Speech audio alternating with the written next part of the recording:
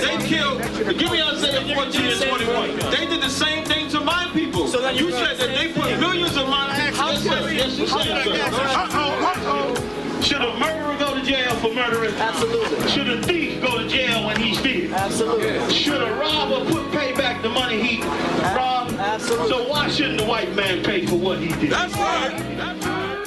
One day you'll see just how it feels. Payback is a dog. It's a dog. Payback is a dog. It's a dog. Payback is a dog. It's a dog. Payback is a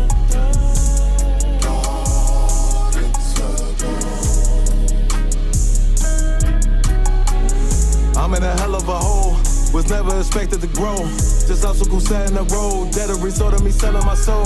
The story I'm telling is cold, but yet it's what everyone knows. The white man's the devil is known. America was never our home. Only a place of captivity, safe facility, hating, disfigure me. They claim that I'm lazy, be killing me. Maybe the slavery draining my energy.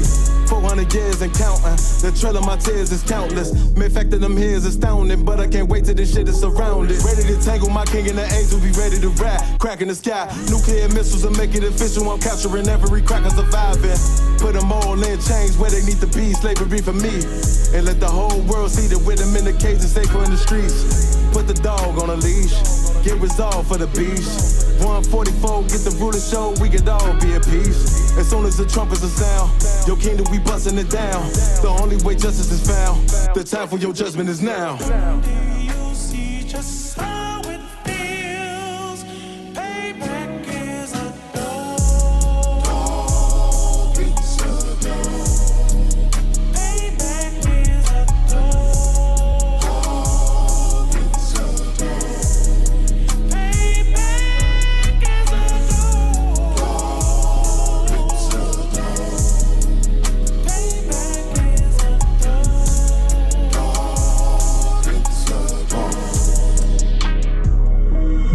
Look, ain't no remorse in my blood slim. It won't be no compromise. Now it's time to feed the worms. Watch his body turn to flies. I clutch iron while you trust the lies.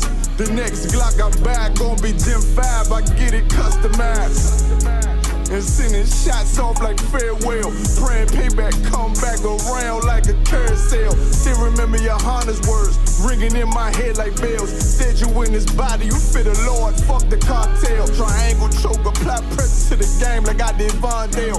Payback's a bitch in a dress, she a bombshell. Revenge is served cold, I just hope they making oxtail.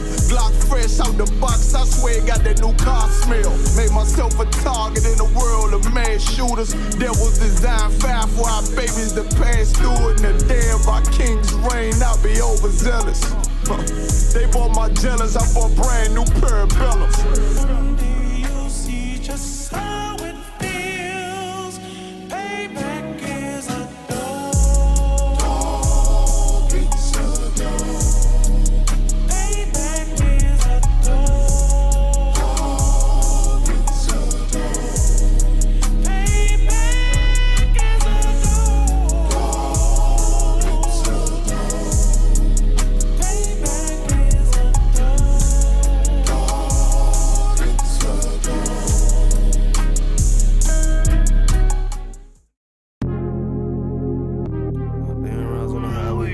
Don't think I got this lifestyle, that's my boss, bitch, and my wordplay. Hey, when I get mad, turn the Scarface. How when I get mad, turn the Sharface. Yeah, nigga.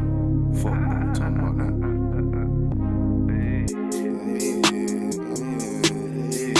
Hey, tell me how it is, tell me how you feel, tell me what it is, tell me what you wanna do. Put sad boy plotting on who? I done seen it all before I came through. Must don't understand, nigga, I'm in the truth, lame ass nigga. But these crackers tryna shoot shit my way. 100 down rides on the highway.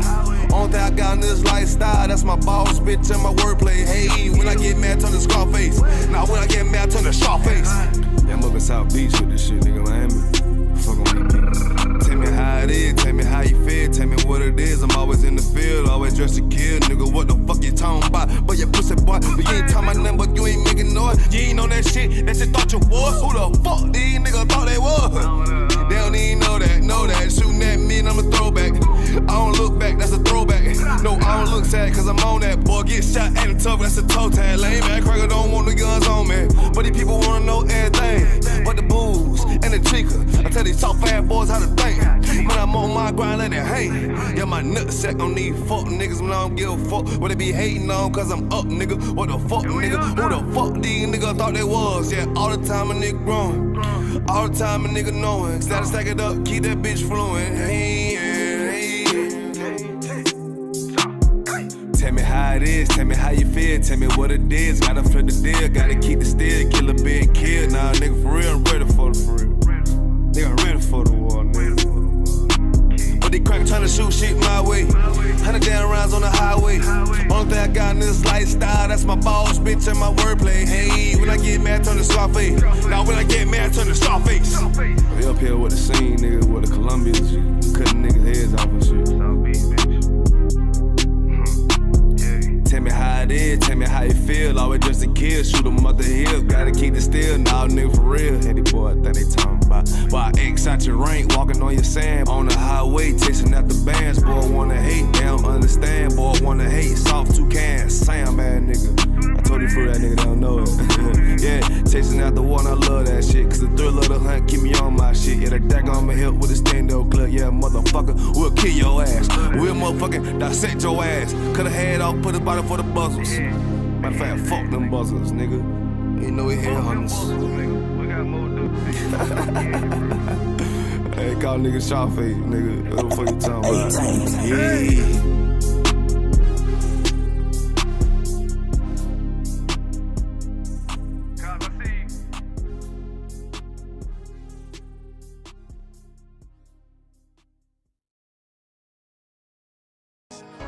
Any man give his life for Yahweh Shai, Mashiach, and Christ, and fall up under that UPK banner. Is my brother and my blood, and I will die and kill for him if necessary. Go to ground, go to ground, go to ground, go to ground, go to ground, go to ground, go to ground, go to ground, go to ground, go to ground. It's all about that warfare, boy. Give ground, give ground, back up, give ground, give ground, back up, give ground, give ground. It's all about that warfare, boy. Take ground, take ground, take ground, take ground, take ground, take ground, take ground, take ground. My soldiers take ground till them stand down. Take ground, take ground, take ground, take ground, take ground, take ground, take ground. My soldiers take ground till them stand down. Take ground, take ground, take ground. Now this ain't no movement, this a takedown. We will not be moved or intimidated. We ain't the type. You got a problem, tell them cross the fucking line. My niggas ain't polite. Soldiers to the left and right. I die for every man body. Before I be a coward, I'd rather be a dead body. This will be my kingdom when the hour pass. You can either get with it or get flipped like an hourglass. We live by honor and no excuse. Just sit to pray up to the Lord.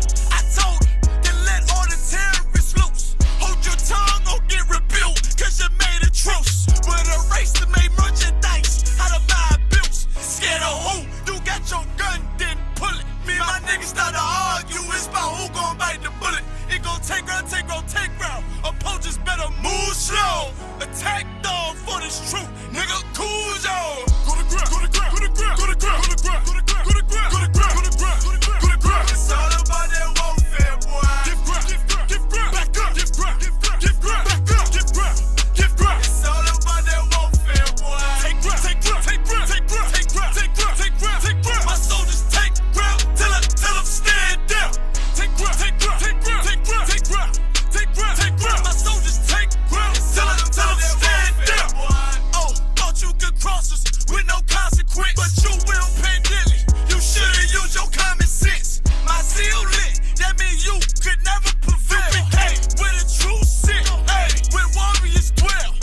Be wise with them weapons, cause I promise. My nine just like my wife, she concealed, she modest. I know two things, a robber will not prosper. And any man harm me and my octave gon' meet the doctor. Cause this life is warfare, it's not an easy walk. Been watching my people die so you can miss me with that love talk. My UPK soldiers, any man try to cross your path, make him regret it. What that mean? Fall on his ass. Comparing me to you really ain't no contest. Long live one West. Say what? Long live one West. This for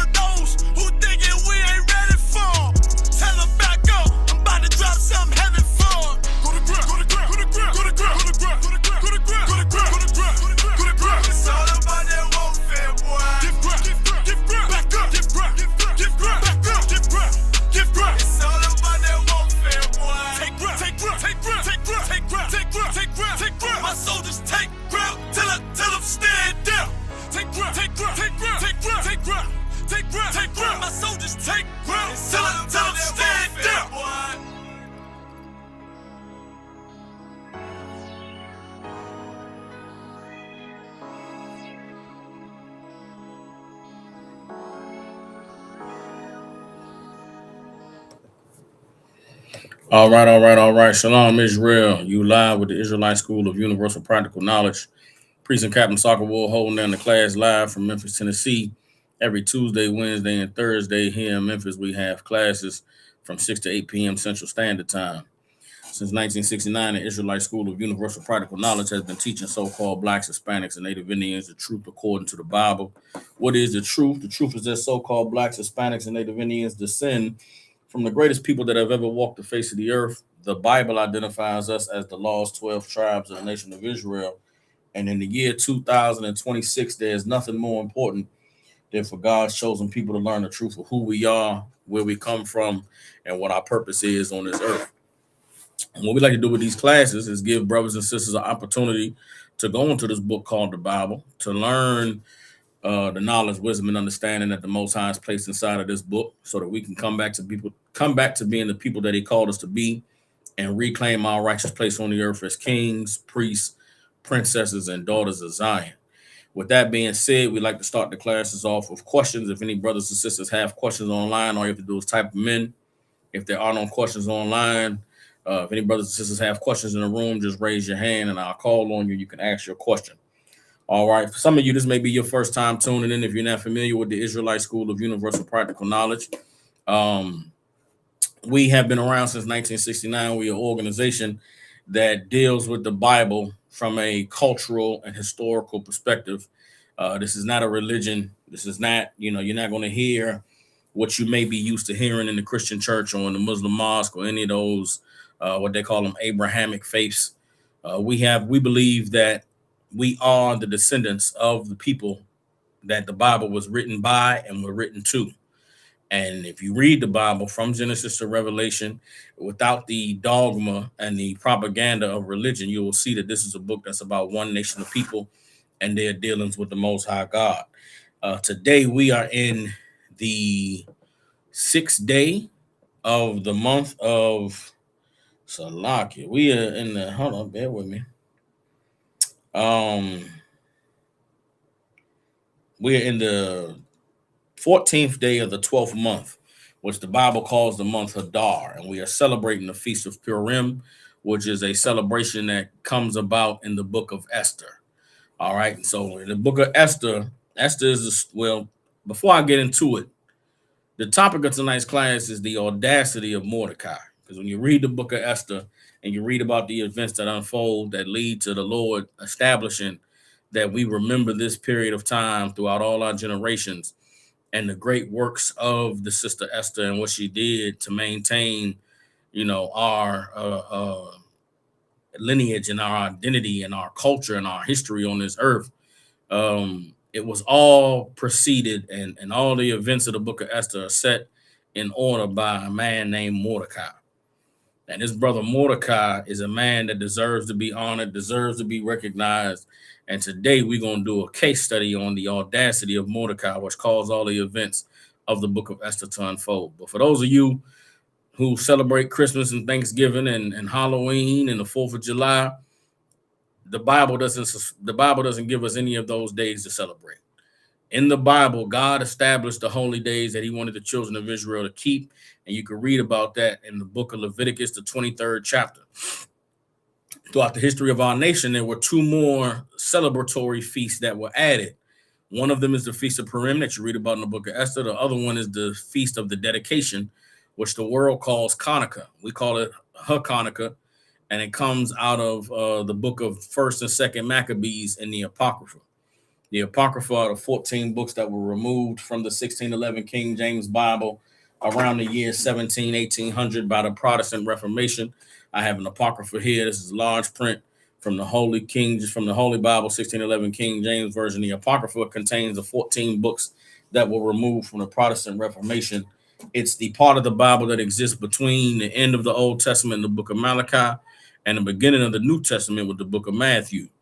And so in that record of what occurred during the days of the Greeks occupying Israel and colonizing us, there's the story of the Maccabean Revolution, which is reported in the book of 1st and 2nd Maccabees. When they took the land back from the Greeks, kicked their oppressors and colonizers out, they had a celebration to rededicate the temple that the Most High, that Solomon had built, and they had an 8-day celebration. So those are the high holy days that we celebrate. We keep the feast. We celebrate the Feast of Purim. We celebrate Hanukkah. We celebrate the Passover, which is coming up April 4th in Houston, Texas. You understand, the Passover was a mandatory family reunion that God put in the Bible in Leviticus 23 for all Israelites to gather in one place once a year to remember the great work that the Lord performed in delivering our ancestors out of the land of Egypt. You know what I'm saying? Once upon a time. Most High delivered the children of Israel out of Egypt. He said, forever, wherever you go on the earth, once a year, y'all got to come and gather together to keep the Passover and remember what the Lord did in delivering us out of the hell that was slavery in Egypt. And it's important today because we are in the hell of the child of Egypt. You understand? The child of Rome, which is America. And the Lord wants us to remember the same way he delivered us out of those places, he will deliver us out of this place. And so those are the high holidays we keep. So the Feast of Purim is especially, important for us. And we're going to go into the story of Mordecai today. All right. So I don't see any brothers and sisters have any questions. And if I don't have any questions, then we'll go ahead and get to it. Bear with me.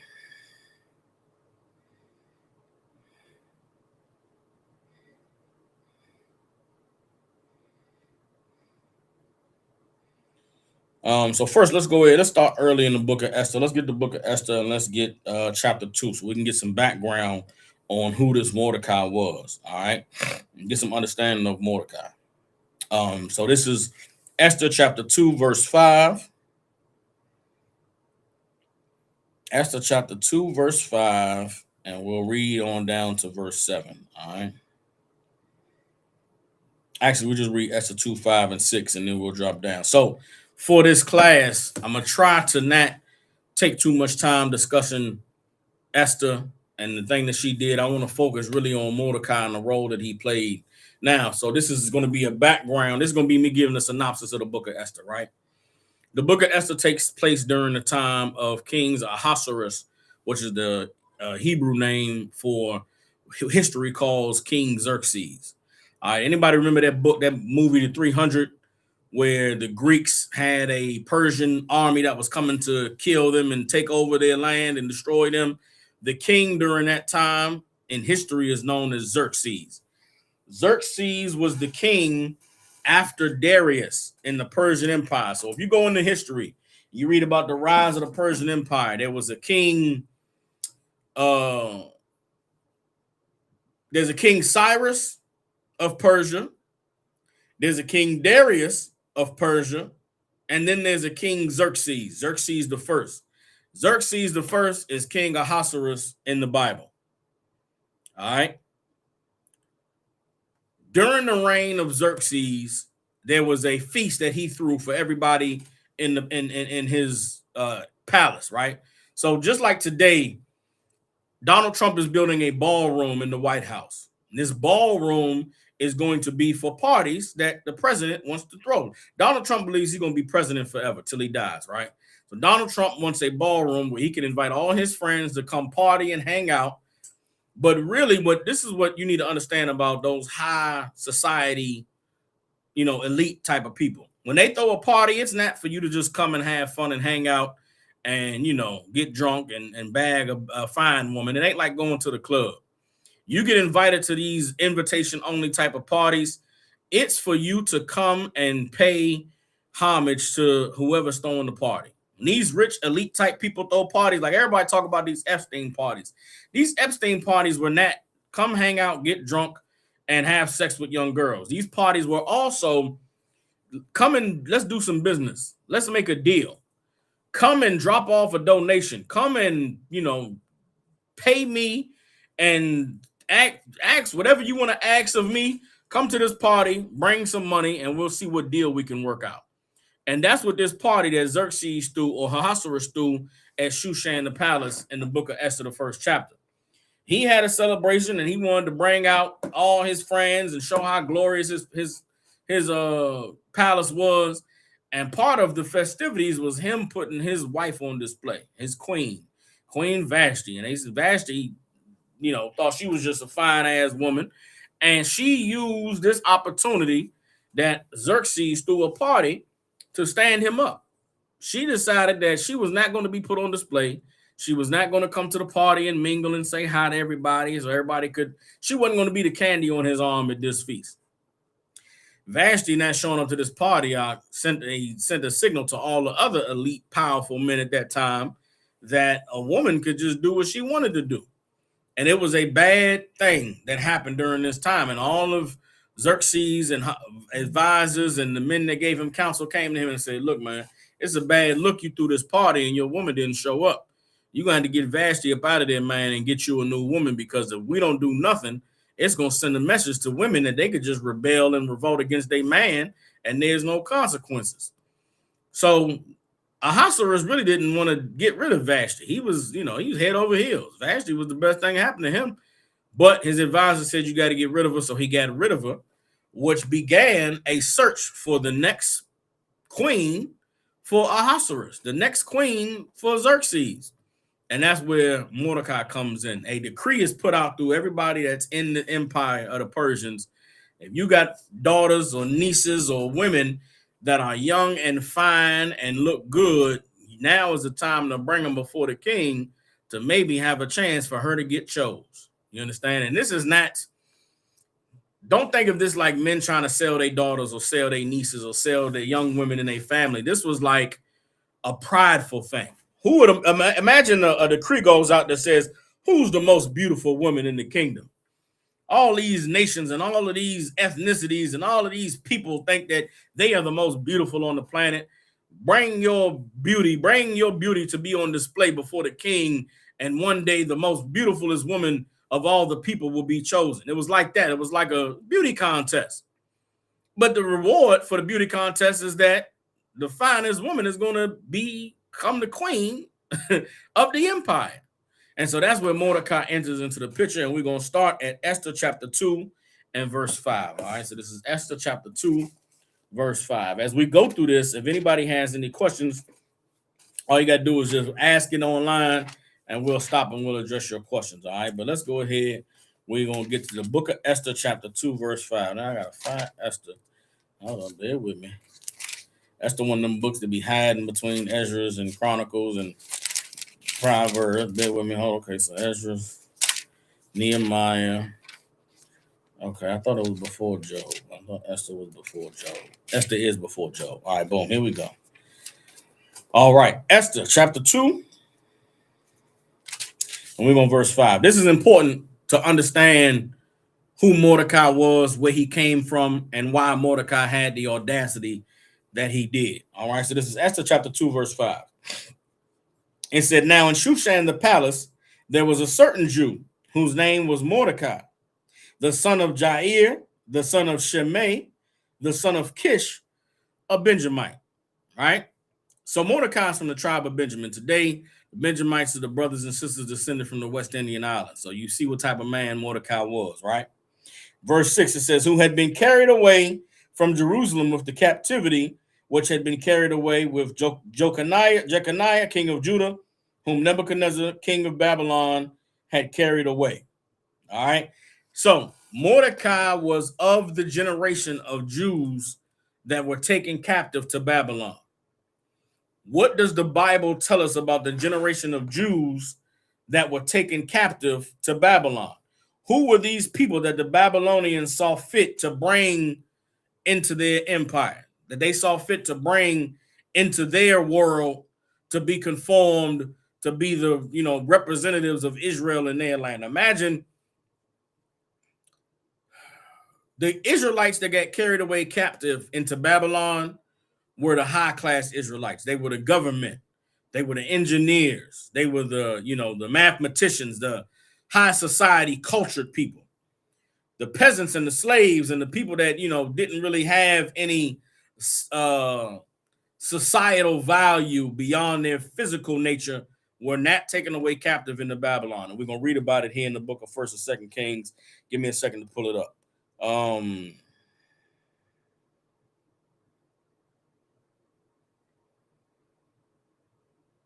This is 2 Kings chapter 24, verse 14. All right. 2 Kings chapter 24, verse 14. All right. All right, so this is I'm establishing some background for you to understand who Mordecai was, the stock of man he came from, and why this nigga had so much audacity. You understand? And when you understand Mordecai, you understand his background and where he came from, his perspective in the book of Esther makes so much more sense. If you just read the book of Esther and you read about Mordecai, you'll be like, man, that's a dumbass nigga. Why did he do that? Why would he be so headstrong? Why would he be so defiant? But when you understand who this cat was and where he was from, it makes a little bit more sense. All right. So I'm putting you in the mind of Mordecai. So here's 2 Kings chapter 24, verse 14. It says, and he carried away all Jerusalem and all the princes and all the mighty men of valor, even 10,000 captives, and all the craftsmen and smiths. None remained save the poorest sort of the people of the land. So when the Israelites got carried away captive into Babylon, they took all the good people. It's damn near like what segregation did to the black community today. When the white man allowed for black Americans to segregate or to desegregate and to join into the white community, that's what took all our doctors out of the hood. It took all the lawyers and the engineers and the craftsmen and the electricians and the plumbers. That's who left the ghetto once America desegregated. What has propped America up and kept it being a great place is all of the greatness of the black community left the hood. And the people who are left behind in the ghetto, the people that are left behind in the hood, are the people who don't really have the skills and the knowledge and the tools to establish a healthy community, to establish a functioning society. And it's so evil that today, I'm in the city of Memphis, Tennessee, and everybody knows about the ills of Memphis. Everybody knows about the poverty in this city. Everybody knows about the kids breaking into cars and stealing cars and the violence and the robbing and the thieving and things that go on. And they look at these people as though something's wrong with them. Like, why can't y'all get with the program? Why can't y'all just adapt and, be good in society? These are the poorest sort of the people that have been left behind. There's a lot of well-to-do black people in the city of Memphis. They live in nice neighborhoods. Their kids go to nice schools, and they try to insulate themselves from the ghetto, from the poverty, from the crime. But you can't. But you can't look at the ghetto and look at the poverty and the low morality of the people and blame them. They are the victims of something horrible that happened to them. What happened to them? Desegregation and the white man waging a war. What's the word I'm looking for? Chemical warfare. They dropped crack and drugs in our community in the 80s, man. And down here in the South, cities like Memphis, Tennessee, Jackson, Mississippi, you understand, Birmingham, Alabama, these were well-functioning, strong, affluent black cities. And the white man dumped drugs in the middle of them. At the same time, did everything they could to economically starve us. They took all the factories, took all of the good-paying blue-collar jobs, to where the only way you could make decent money was if you were someone who had risen to a level of affluence in this society. To be able to make a good living for yourself, you got to be somebody that has some knowledge, has some skills, and has a little bit of, tact to where you can blend in culturally to the society. You can assimilate a little bit. We call it code switching today. There's a lot of brothers and sisters that don't have that skill. They don't have that ability. They are who they are, and they're going to be who they're going to be. But guess what? They shouldn't have to assimilate. They shouldn't have to elevate themselves to a certain level, because within their community, all those people who have assimilated and who have risen to a standard should be in that same community, helping them where they lack. But in the black community, in these many places across the country, we don't have that. What we do have is black wealthy people who are affluent and educated and getting good money, doing everything they can to get as far away from niggas as possible. And that's something that we still suffer from today, but it took place in the beginning here in the Bible, all the way back when the Babylonians came and took all of the craftsmen and the princes and the men of valor and took them to Babylon and left in Jerusalem the poorest sort of the people. Everybody understand? Let's read on. This is 2 Kings chapter 24, verse 15. It says, and he carried away Jehoiachin to Babylon, and the king's mother and the king's wives and his officers and the mighty of the land.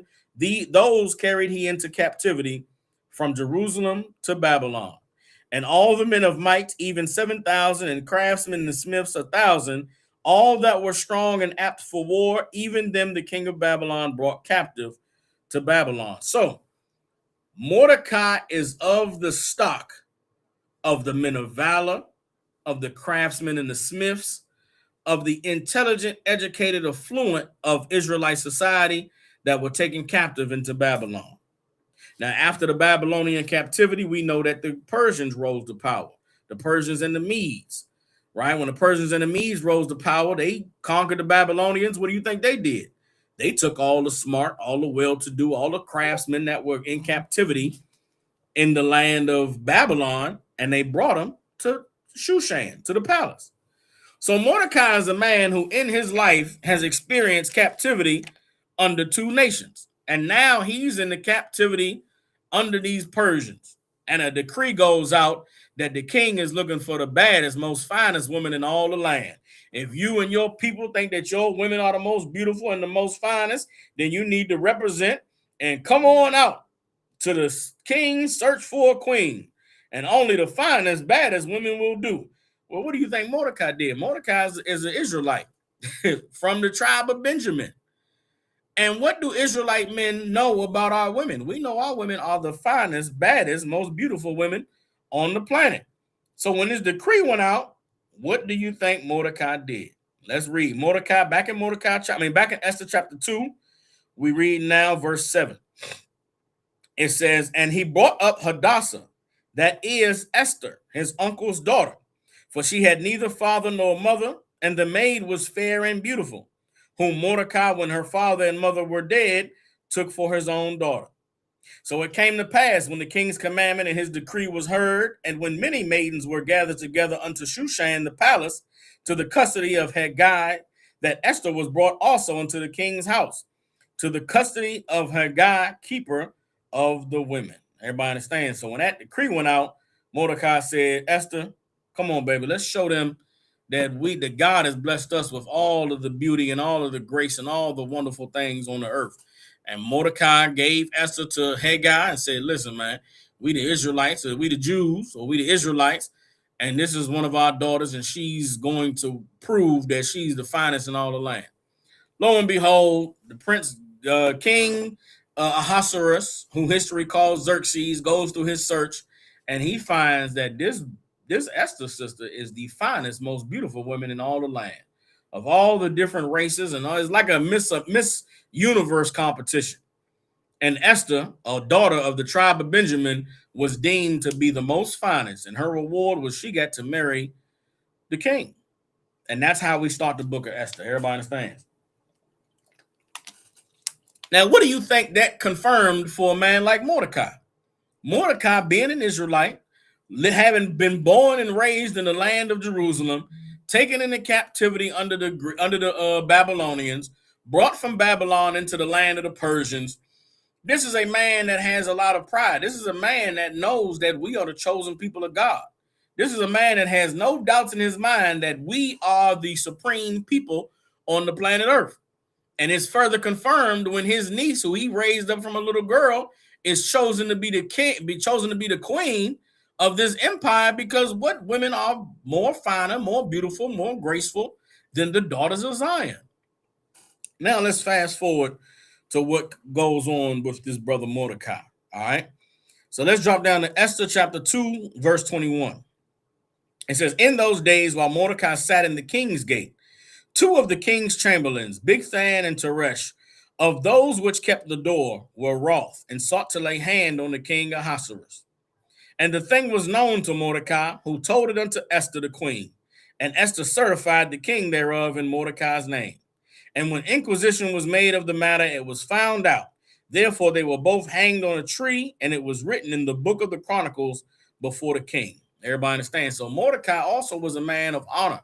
Mordecai heard these cats plotting on the king one day, and Mordecai, just think about being at your job or being at a slavery.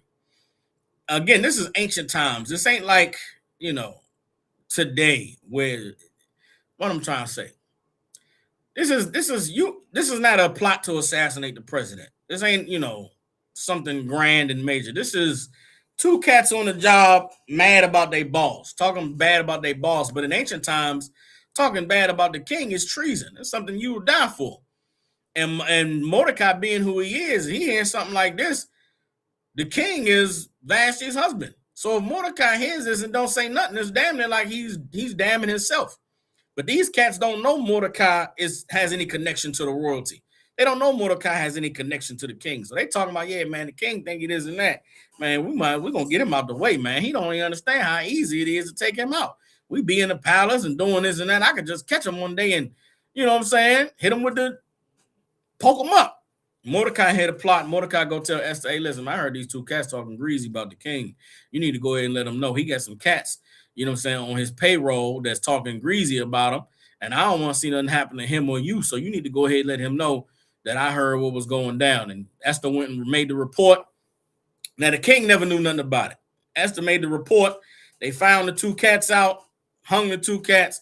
They didn't even bother to tell the king. We know that because later on, in the book of Esther, the king is having trouble sleeping one night, and he said, man, go bring me the records. They bring him the records, and he reads about the plot against his life, that Mordecai was the man that alerted the officials and saved his life. You understand? But just to show you, Mordecai was an honorable man, upstanding cat. Everybody understand? Now let's get into the audacity of Mordecai. Before we get into Esther, the 3rd chapter, let's get the definition of this word audacity, because there's a lot of terms that we use frequently in conversation that we don't really know the meanings of. So in this class, we don't want to brush over anything. We want to get to the definitions of words. We do that in the ISUPK. We read this Bible. You come across a word you don't know. Don't assume that you know the meaning. Don't assume because you've heard it before, or you've used it in conversation, that you know what the meaning of it is. We like to get to the meaning of things here. So when we talk about the audacity of Mordecai, let's make sure that we're all on the same page and same level of understanding of what it is that we're talking about. All right. So here's the definition of audacity. It says the quality or state of being audacious. All right. Audacity is the quality or state of being audacious. Now, what does the word audacious mean? I'm going to keep reading. It says intrepid boldness. Audacity is intrepid boldness, like it's crazy boldness. You heard somebody say, you know, who's the balls on this cat? You do something that's amazingly courageous, amazingly bold. That's audacity. Everybody understands. One more. It says bold or arrogant disregard of normal restraints. That's what it means to have audacity. To be bold or arrogant disregard of normal restraints. All right. Now, what is the connotation of that word audacity? To be bold, to intrepid boldness, to be bold or arrogant, disregard of normal restraints has a negative connotation. For somebody to have the audacity to do something is like, how dare you? Who do you think you are? That is exactly who Mordecai was. Mordecai was an audacious man. Mordecai was a cat that was very bold and had a disregard for the normal restraints, for things that was normal to everybody else. Mordecai didn't give a damn about it. You understand? And it's important to understand that is a righteous quality to have. To be someone who is audacious or to have audacity is absolutely honorable and righteous. So we're going to take this definition of audacity and put it in our notes. All right. Let me give you also. Let's get the definition of audacious. Audacious means to be intrepidly daring or adventurous, or to be recklessly bold or rash. All right. One more thing says to be contemptuous of law, religion, or decorum. So I don't like audacious. I like audacity, but I don't like audacious. Audacious is an adjective. Audacity is a verb. You understand? I mean, it's a noun. We want to stick with the noun of audacity. All right. Because that's what Mordecai has. So we're going to stick with intrepid boldness, bold or arrogant disregard of restraints. All right. That's what it means to have audacity. All right, bear with me. Put this in my notes. Audacity.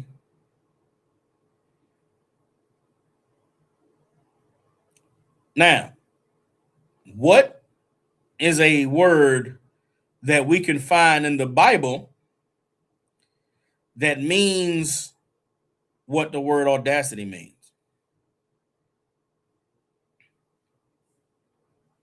If we wanted to find audacity, I said audacity is an honorable trait to have. To be someone who has audacity is absolutely righteous. It's zealous for God to have audacity. Somebody give me a scripture that'll prove that. Or what scripture can we get to show that it is honorable and righteous to have boldness? I got two scriptures in mind. Give y'all a couple seconds to chime in. If nobody chimes in, I'm going to give them to you for time's sake. All right. And these two scriptures that I'm going to get are going to, they are the embodiment of Mordecai. We're going to read in Mordecai. We're going to read in Esther, the 3rd chapter, about a trait that Mordecai had that embodies these two scriptures. Everybody understands? All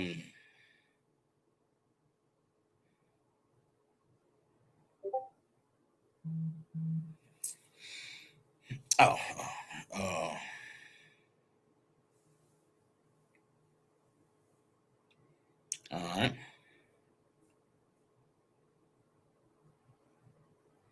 Anybody, give me a biblical word for audacity, and give me a scripture that shows that to have the trait, or to have the ability of, or to have the audacity to stand for the Lord is something that's honorable.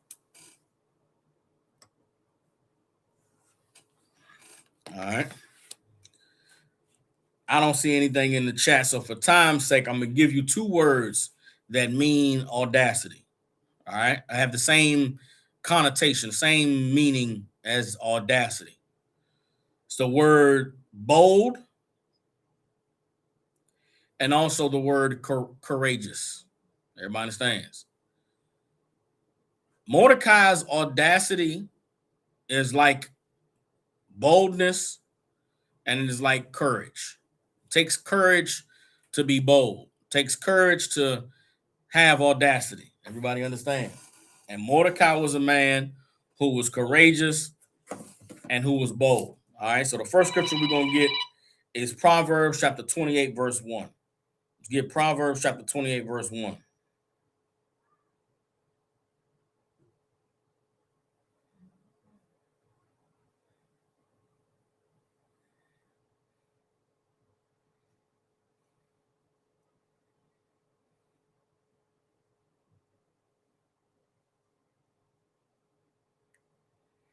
All right.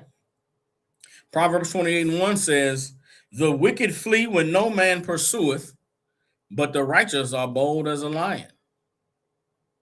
You understand? The wicked flee when no man pursueth, but the righteous are bold as a lion. To stand your ground on something, to say what you mean and mean what you say, to not back down, that takes boldness. It takes audacity. Everybody understands? The Bible says the righteous are bold as a lion. It's righteous to have audacity. It's righteous to stand firm and to be bold against something that society deems normal. Also, Deuteronomy 31 and 6. Let's get Deuteronomy chapter 31, verse 6. All right. It's Deuteronomy chapter 31, verse 6. Deuteronomy 31 and 6 says, be strong and of good courage. Fear not, nor be afraid of them. For the Lord thy God, he it is that does go with thee. He will not fail nor forsake thee. Everybody understands? To be strong and of a good courage is of the Lord. And we finna read in Esther chapter 3, Mordecai was absolutely a courageous, bold, and fearless man. Everybody understands? So now we got these two scriptures. Let's go ahead and get Esther chapter 3, verse 1, and we'll get into the audacity of Mordecai. Everybody understands? The audacity of Mordecai. Esther chapter 3, verse 1. And we're going to go down to verse 6. All right. Exodus chapter 3, starting at verse 1, and we're going to read down to verse 6. All right. So this is Esther chapter 3, verse 1. It says, after these things, did King Ahasuerus promote Haman, the son of Hammedatha, the Agagite, and advanced him and set his seat above all the princes that were with him. So in the palace, there was a man named Haman. And Xerxes said, Haman, you are the prince of all the princes, man. I'm raising you up to be my right-hand man. So this is a man who the king has acknowledged as being his right-hand man. You understand? And as we're reading about Haman being raised up, I want you to think of today. Think of your job. Think of a place where you work or a place that you frequent.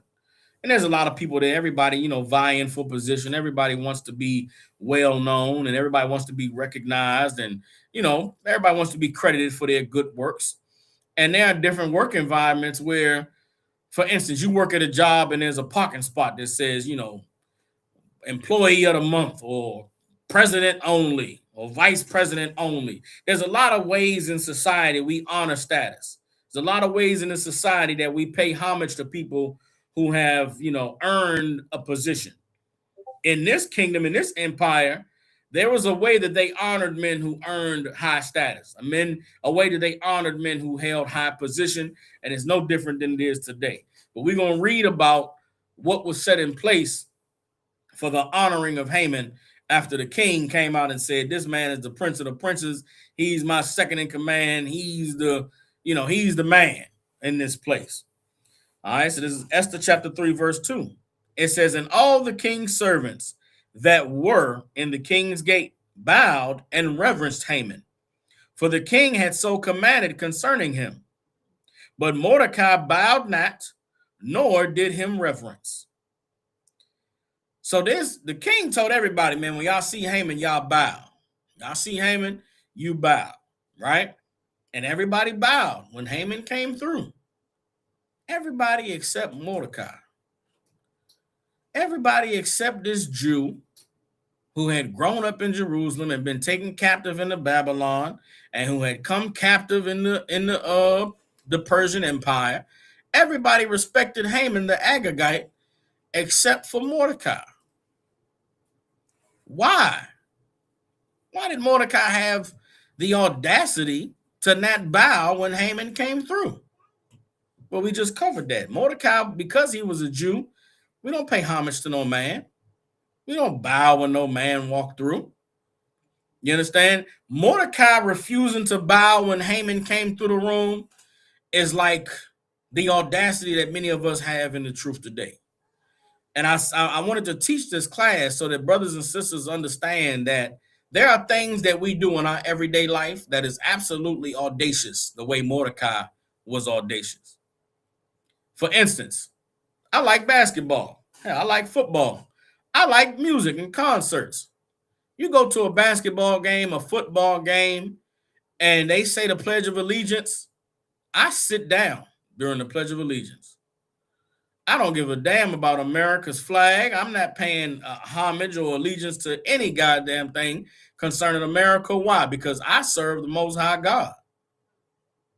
I am a child of the children. I am of the children of Israel, and there are no gods with the Most High. We don't pay reverence to any high authorities. We don't salute, any heathens. And that was Mordecai. Mordecai wasn't bowing when these cats came through. You understand? Those of you who have children who are in school, what do we teach our children that go to school? At the beginning of the day, they say a Pledge of Allegiance. We don't say the Pledge of Allegiance. Why? Because we are not pledging anything of ourselves to this society, to this country, to any inordinate objects like a flag. So we write letters to the office of the principals and say, listen, y'all going to say that Pledge of Allegiance. Our child is not going to participate, and y'all got to deal with that. What are some other things? Most of us were born and raised in Christianity. We come out of the church. We were celebrating Christmas our whole life. Celebrated Thanksgiving, celebrated the 4th of July. What happens when we come into the truth and learn what the Bible says about the high holy days of God? We stop celebrating Christmas. Jesus Christ was not born on December 25th. Furthermore, they did not. It's against Israelite culture, against the laws of God to celebrate birthdays.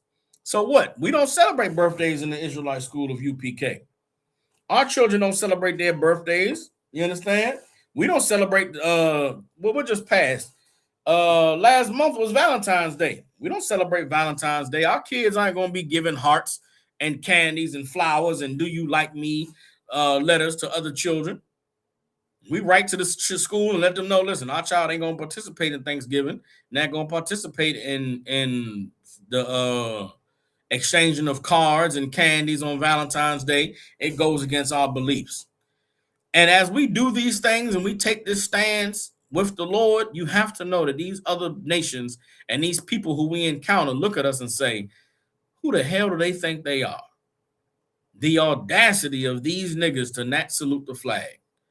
The audacity of these niggas to sit down while we sing the national anthem.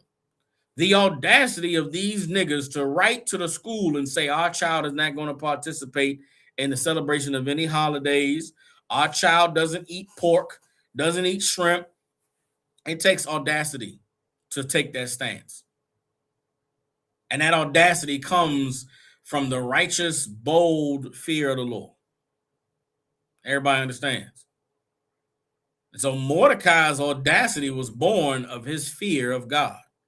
Mordecai's audacity was born of his courage to stand against the things that didn't align with his belief system. His audacity came from his boldness to not give a damn what anybody thinks, to do what was right under any circumstance. Now let's continue. All right. This is Esther chapter 3, verse 3. It says, then the king's servants, which were in the king's gate, said unto Mordecai, why transgressest thou the king's commandment? Mordecai, why you don't bow? Huh? It's like somebody saying, why you don't salute the flag? Why you don't stand for the national anthem? Why you don't celebrate Christmas? People in society will always try to get you to diminish your boldness. They will always try to weaken your courage to stand in the face of evil. They call it peer pressure. This right here is peer pressure in the Bible. Mordecai didn't do something that everybody was told they should do. They come into Mordecai. It's like being at the job and you know who's going to ask you about why you don't stand for the Pledge of Allegiance? You know who's going to call you about your kid not standing for the Pledge of Allegiance? It's going to be a black teacher, a black principal. Nobody's going to have a problem with your desire to not salute the flag except one of your own. And that's a problem we've always encountered as Israelites. You understand? Anytime we go to take a stance for the Lord, it's rarely the heathens that are angry and come out against us. It's usually our own people. And so the people that also was in the palace with Mordecai came to him and said, man, why you transgress the king's commandment? He told us all to bow when Mordecai came through. You don't be bowing. What's wrong with you, Mordecai? You gonna get us all in trouble. You understand? It makes me think of slaves in the field. Oh, you gonna make massa mad? Why is you always making massa mad? Why you always doing things and saying things to rub these people the wrong way? Why you always causing trouble? That's what they come in and sell Mordecai. They asking of Mordecai. Why you causing trouble? Like, why won't you just bow and honor Haman, man? The king said we're supposed to do it. Esther chapter 3, verse 4. Now it came to pass when they spoke daily unto him, and he hearkened not unto them, that they told Haman to see whether Mordecai's matter would stand. For he had told them that he was a Jew. Mordecai's answer for why he wouldn't bow, I'm a Jew. I'm an Israelite from the tribe of Benjamin. We don't bow to other men. I'm an Israelite from the tribe of Judah. We don't celebrate. I'm an Israelite from the tribe of Gad. We don't celebrate Christmas. I'm an Israelite from the tribe of Judah. We don't salute the flag. You understand? My people were made captives under that flag. My people were brought into this land against their will and colonized and stripped of our history and our culture and our language. And now we starting to find out who we are. I will not partake in your Independence Day. We ain't independent. We haven't gotten free. What the hell is a nigga doing celebrating July 4th when in 1776 you were slaves? Then they told you that they freed you after the Civil War. Go look at the definition of the word emancipation. Emancipation is not freedom. Emancipation is the transference of ownership or authority from one party to another. What happened after the Civil War in America, black people were not set free. The authority over us, the ownership of us transferred from individual citizens of the states to the federal government. That's what happened at the end of the Civil War. At the end of the Civil War, black people were not set free. We were emancipated, which means what? There was no longer private citizens who owned people in this country. Everybody now became owned by the federal government. That's what they don't tell you about that 14th Amendment. The 14th Amendment did not abolish slavery. The 14th Amendment abolished slavery except if you commit a crime. If you commit a crime, who puts you in bondage? The government. And that's what's happening today. There's still slavery in America. It's called the prison industrial complex. And everybody the reason, this is how I can say what I'm saying with assurity and with confidence. Because after the Civil War, America paid reparations to Southern slave owners for their loss of property. Why would the U.S. pay Southern slave owners reparations for the loss of their property? Because that property now became the property of the federal government. I could keep going. I could take you down the Social Security rabbit hole. Everybody getting the Social Security card, the birth certificate, the ID, and all of that. All of that is tied to the system of we still being slaves. And it's 2026. You black in this country. You might think you free. Go ahead and go try to lead the country. You're going to have a passport. Why do you have to have a passport? So they can identify you, so they can know exactly whose property you are. Who do you belong to? What state do you belong to? Who claims ownership over you? That's all a passport is. It's a freedom pass. Who needs freedom passes? Slaves need freedom passes. Huh? Now, you don't like it. You could disagree. You could say, oh, they Israelite niggas don't know what they're talking about. Or you could acknowledge the truth. You understand? I'm just showing you that it's in the Bible in ancient times. Because Mordecai was a Jew, there was things that he just would not stand for. And bowing down to a man was one of them. You understand? So now, did these cats at the job just take what Mordecai said and respect it? They say, okay, he a Jew. That's why he don't do it. Okay, he bold. Yeah, they known for being bold. They known for, they audacious. Nah. They hated the idea that this nigga had a reason to not bow. Why? Because they all bowed. None of them had any problem. None of them had any issue with bowing down to Haman. None of them had any issue with acquiescing to the king's orders. But somehow, in every empire and every kingdom that has ever been on the earth, there's been Jews who caused the problem. There's been those Israelites who wouldn't bow down, who wouldn't, pay homage, who wouldn't accept slavery and rulership of the authority of the time, and they had to be made an example of. Well, here we reading about it in the Persian Empire with a man named Mordecai who had the audacity not to bow down to Agagite, to Haman. Let's keep reading. This is Esther chapter 3, verse 5. And when Haman saw that Mordecai bowed not, nor did him reverence, then was Haman full of wrath. Now, here's what you got to understand. This Mordecai not bowing is something that took place over a period of time. This wasn't just one day he didn't bow. The Bible don't give us a time limit, but it wasn't like it happened 2 days in a row, a week in a row. This is something that happened over a process of time. And Haman may not even notice it at first. Did he come in the room and this cat don't bow? He may not even acknowledge it.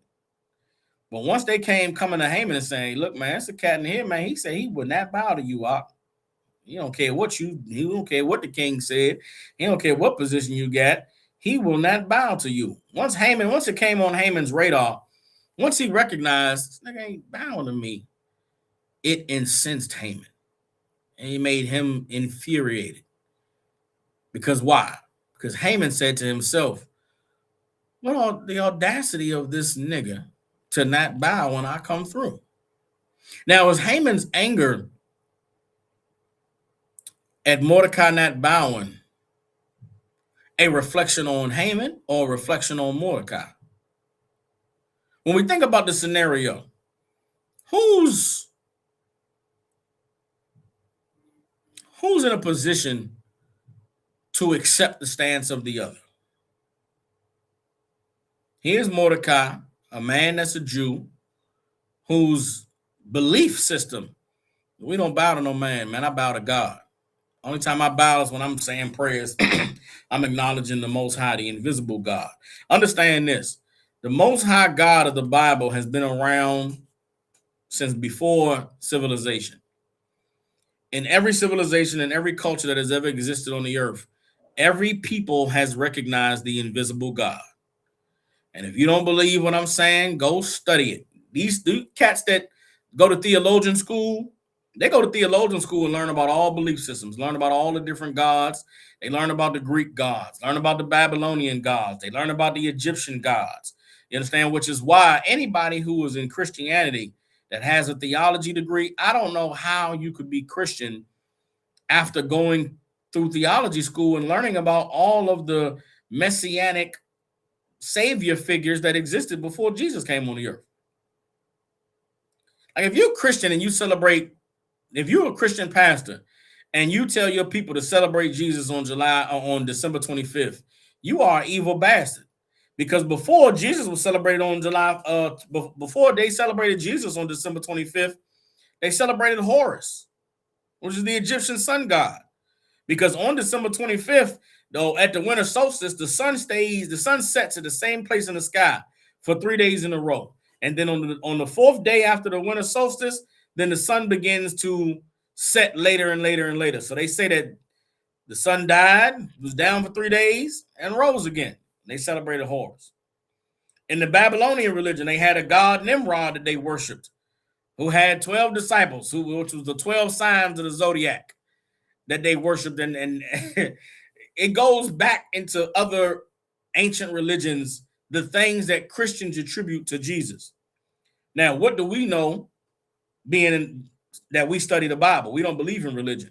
We know that Jesus wasn't born on December 25th.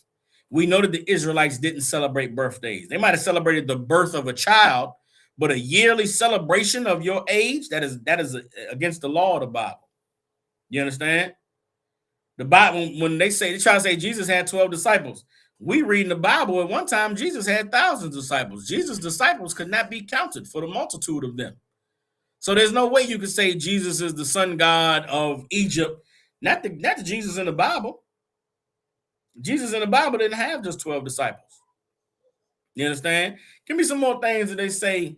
Now, I was introduced to this before I came into truth. All of the things that ties the Christian Jesus to ancient gods. Oh, another thing Christians believe. Jesus was born without his mother having sex. Christians believe that Jesus was born from immaculate conception, meaning the Spirit of God came down and put semen inside of Mary for a baby to form. That is not in the Bible. In the Bible, Joseph spread Mary's legs, cracked that thing open, and left a baby. In Matthew, the 21st chapter, Matthew, the first chapter, starting at the 21st verse, Joseph is worried because he impregnated Mary. Like, what am I going to do? So worried that the Lord had to send an angel to Joseph to say, chill out, Joseph, it's okay. It's all right to take your wife, Mary. Why does the angel call Mary Joseph's wife? In Matthew 1:18, it says that Mary was found with child before they came together. We know that the before they came together is talking about the marriage ceremony, because the Bible says they were espoused, meaning what? Joseph had gone to Mary's father, paid a dowry, made an agreement. I'll pay you X amount of dollars, and then I'll take your daughter to be my wife. Before Joseph finished paying off Mary's father, they had sex and Mary got pregnant. Joseph knew that that was wrong and out of order, and he didn't want everybody to think that Mary was fast.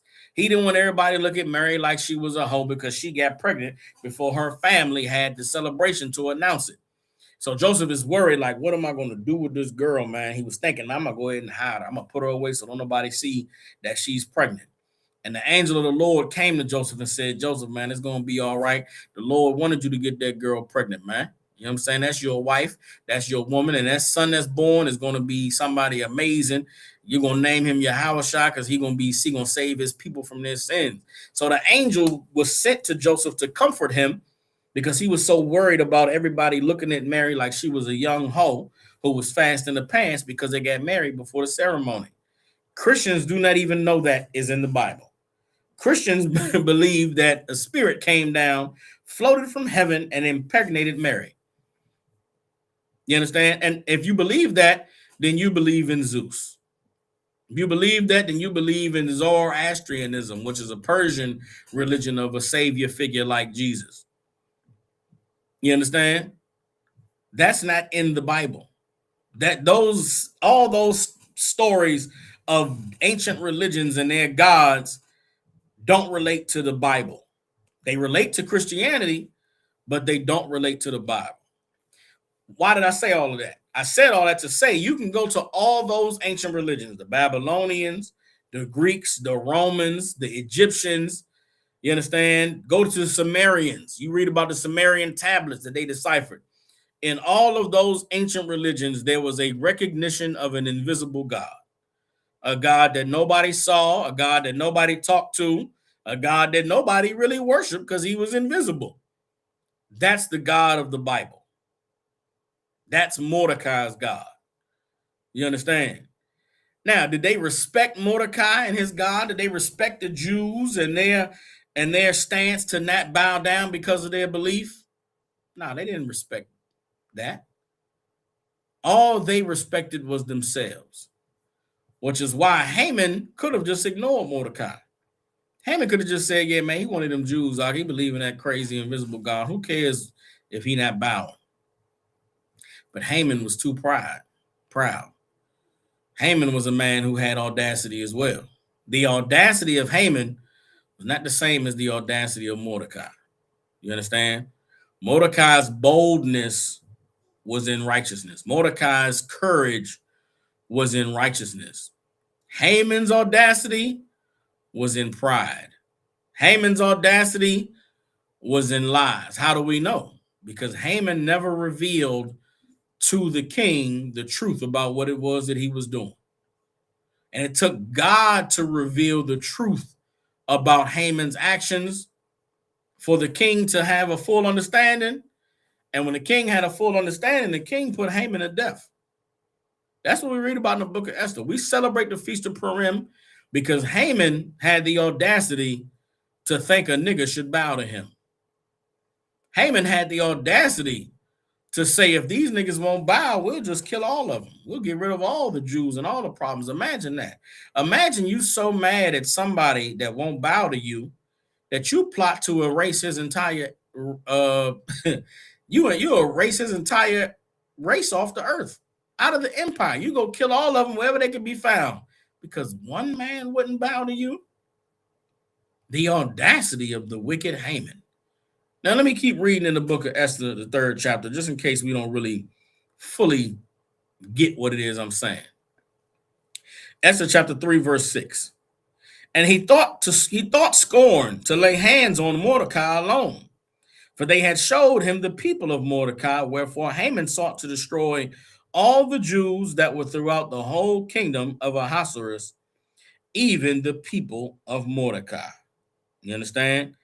Now let's read and see, how did Haman go about executing his plot to destroy Mordecai by including his entire race of people to be destroyed. So this is Esther chapter 3 and verse 7.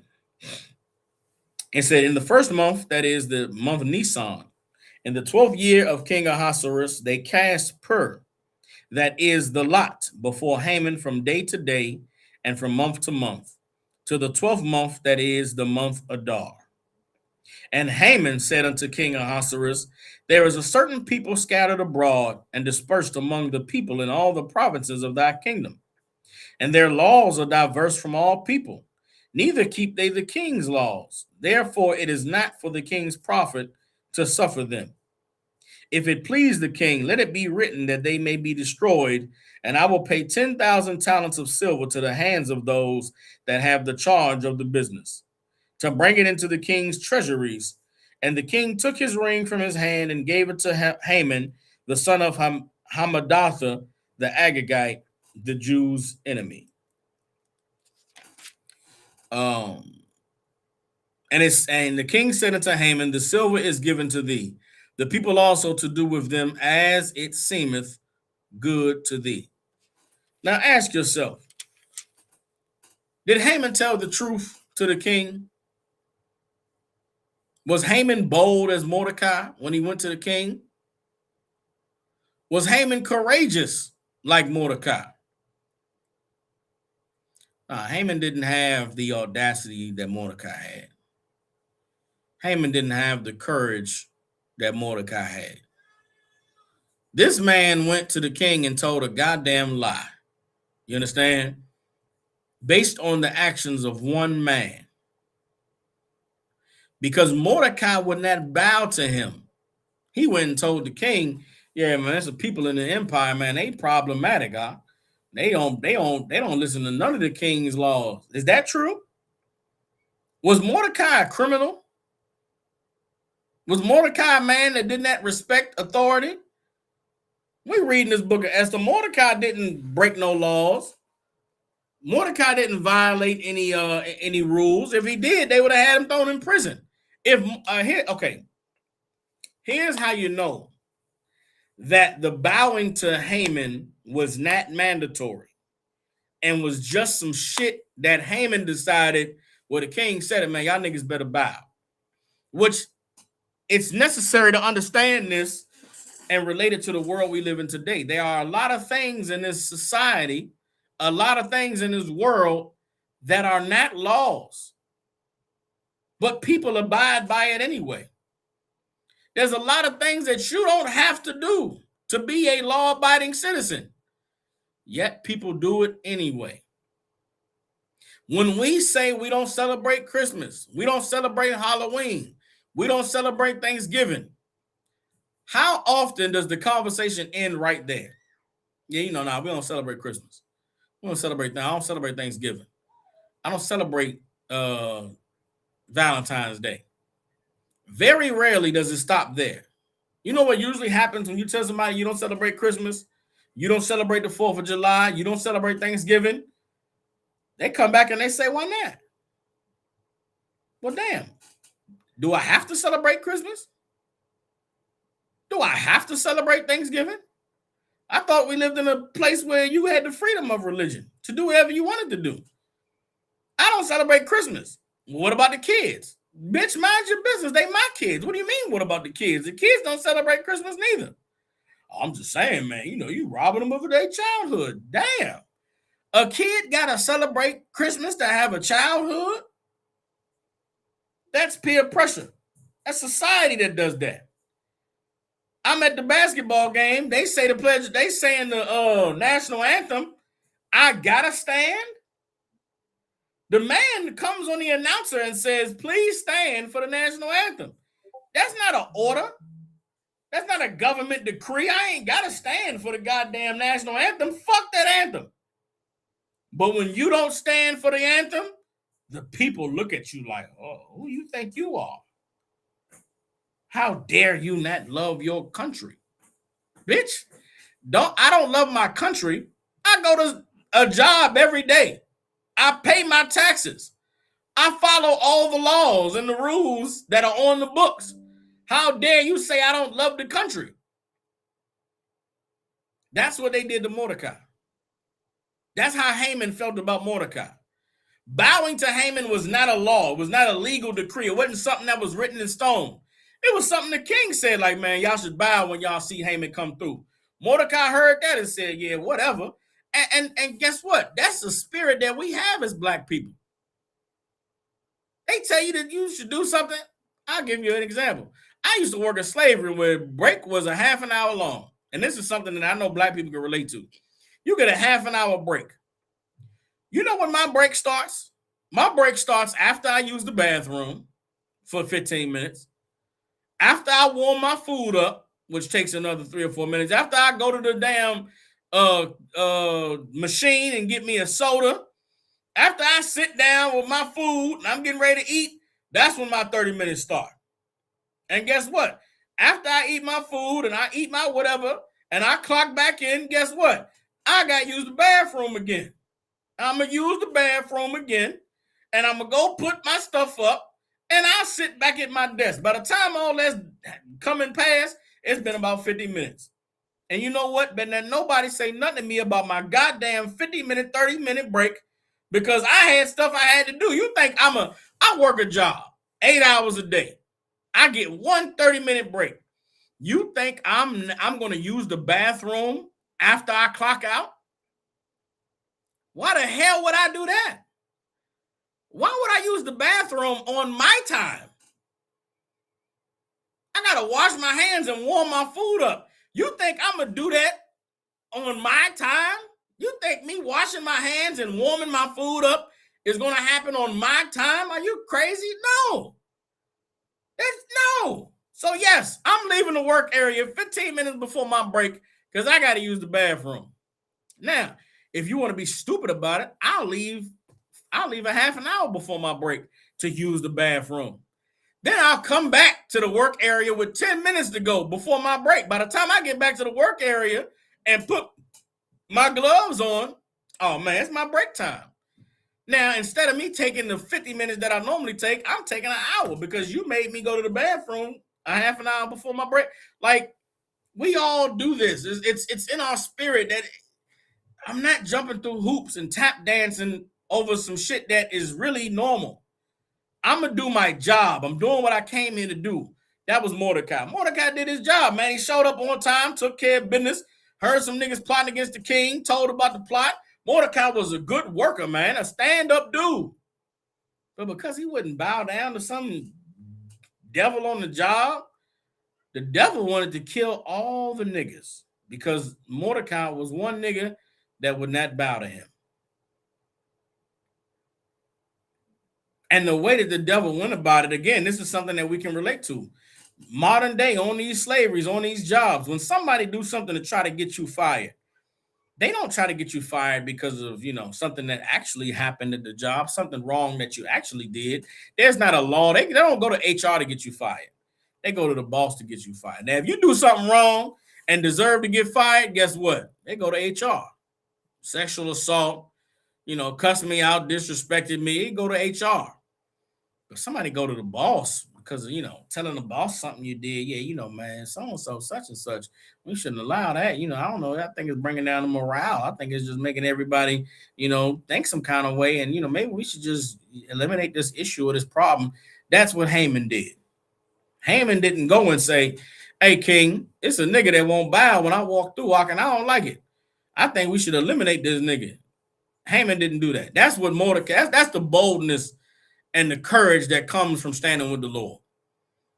When you're righteous in a situation, you stand bold and I'm not bowing down to that nigga. Who is he? Nah, man, I'm a Jew. We don't bow to men. I don't care. Y'all can do it if y'all want to. I'm not doing it. I'm going to keep bringing this back to slavery. I think it's a modern day equivalent to to make us understand it. You on a job and they tell you Saturday is mandatory overtime. Maybe for y'all. I put my 40 hours in. Ain't a mandatory goddamn thing. Ain't nothing mandatory in my contract about working on my day off. Now, if I need the extra money, I'll work. But if I got something to do, I'm going to camp or got something necessary to do, I'm not coming. And I'll tell the boss ahead of time, hey, man, I'm not going to be there on Saturday. I heard what you said. It's mandatory. Everybody got to be there. I'm not going to be there.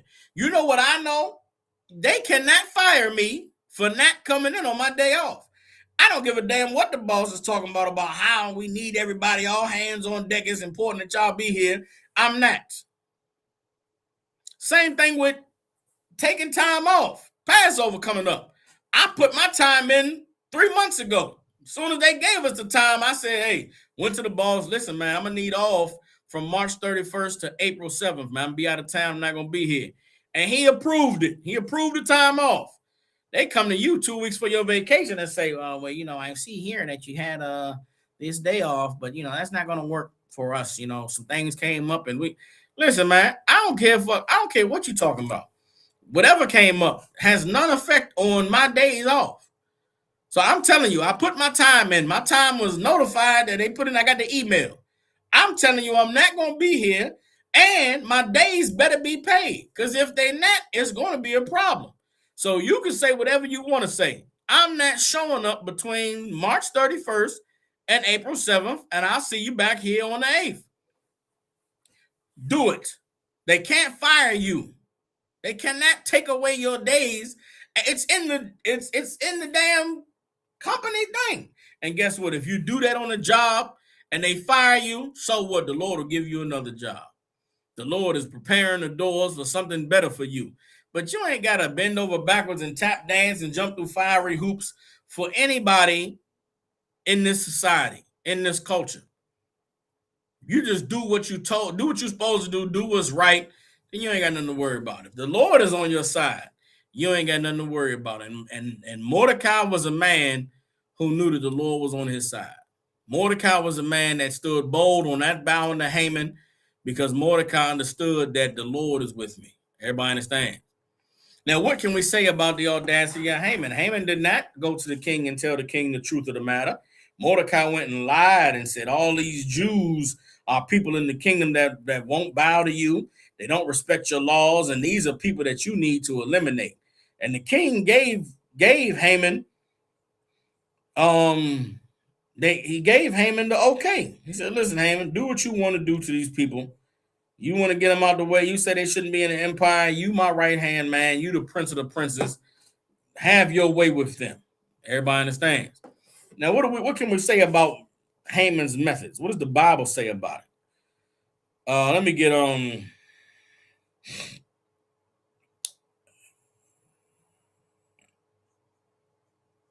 let's get Psalms chapter 38.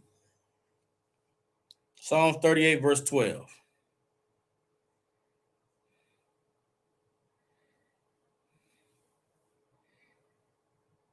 And understand, when you read, man, the Bible is such an amazing book in that someone who only understands the Bible from a Christian perspective may not see the interwoven connecting thread throughout the Bible. You understand? In this class, we read through Esther, but I just went and showed you how in Proverbs 18, the righteous stand as bold as a lion. You understand? I went and showed you in Deuteronomy 31:6 that the Lord charged us to be of good courage. You understand? And trust in him. All throughout this Bible, the words that God gave to his people continue to re-emerge in different stories and in different circumstances of brothers and sisters facing turmoil and difficulty in their lives. And it's the same thing for the life that we're living today. Do not be remiss. Do not fail to recognize that you are Esther today. For you sisters out there, you brothers out there, you are Mordecai today. Our children are being raised the same way that these brothers and sisters were raised in subjection under another nation, being deemed as second-class citizens and not given the proper respect and honor. They had to fight to hold on to their identity, fight to hold on to their culture, fight to be who God called them to be in the midst of a society that wanted to tear them down and tell them that they were nothing. And it's necessary for us to understand this Bible and to allow these words to be lived through us.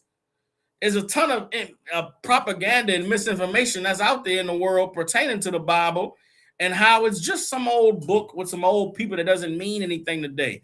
That is not true. The Bible is a book that is alive because the people in it are living. Hear what I'm saying? The Bible is a book that is alive because the people in it are living. What do I mean by that? What do I mean that the Bible is alive and the people who are in it are living? You go back to Deuteronomy, and I thank the Lord. I've been on this app called Threads, and I've been battling Christians for the last couple months. And in my battles with Christians, I'm coming up against a lot of lies that white conservative Christians are telling today about the Bible. I argued with a devil today who said Revelations is a book that pertains to the Roman Empire and was designed to give courage to the people of that time to stand firm with God in the face of their evil, but it is not a book that prophesies the destruction of America. And I had to get on there and say, you devils are starting to read the Bible and understand that the Jews are blacks, Hispanics, and Native Indians in America. And you're starting to read the Bible and understand that you're the Rome that's prophesied to be destroyed. You're reading Revelations and realizing that you're Babylon the Great. America is Babylon the Great. And now that you're reading about your destruction, now you can't love God. The Bible can't be the word of God. Or we got to say, well, Revelations ain't talking about America. That's talking about Rome. Here's how you cut that. Here's how you prove that the Bible is alive today. That we are the children and the people that we're reading about in this book, and their stories applies to the life that we're living today. And if that's true, what it means is that we are bound to the same standard of righteousness that they were bound to.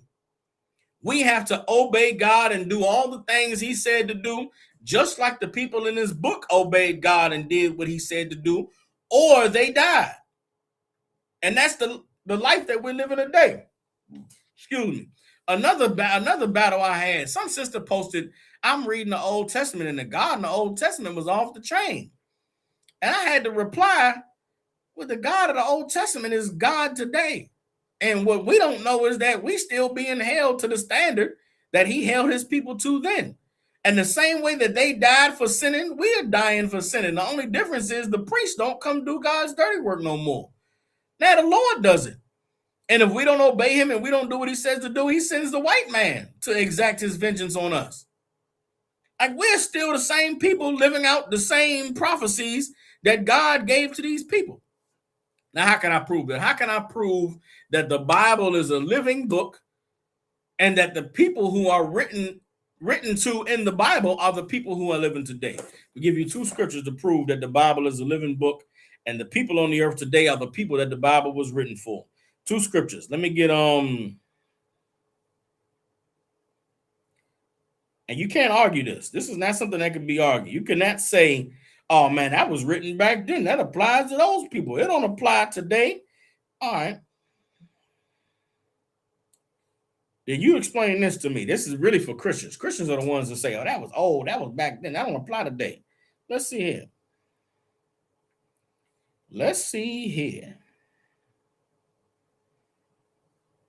Let's go to Mark chapter 12.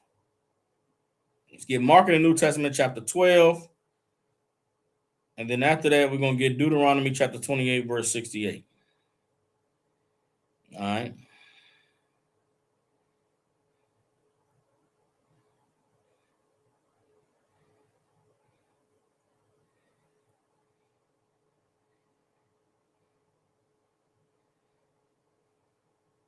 I just put in my notes, the Bible is a living book and the people it was written to are alive today. Here's the proof of that in two scriptures. This is Mark chapter 12, verse 26. Let's get there. We're going to hold Esther. I'm going to hold in for Esther. Let's go ahead and get Mark in the New Testament.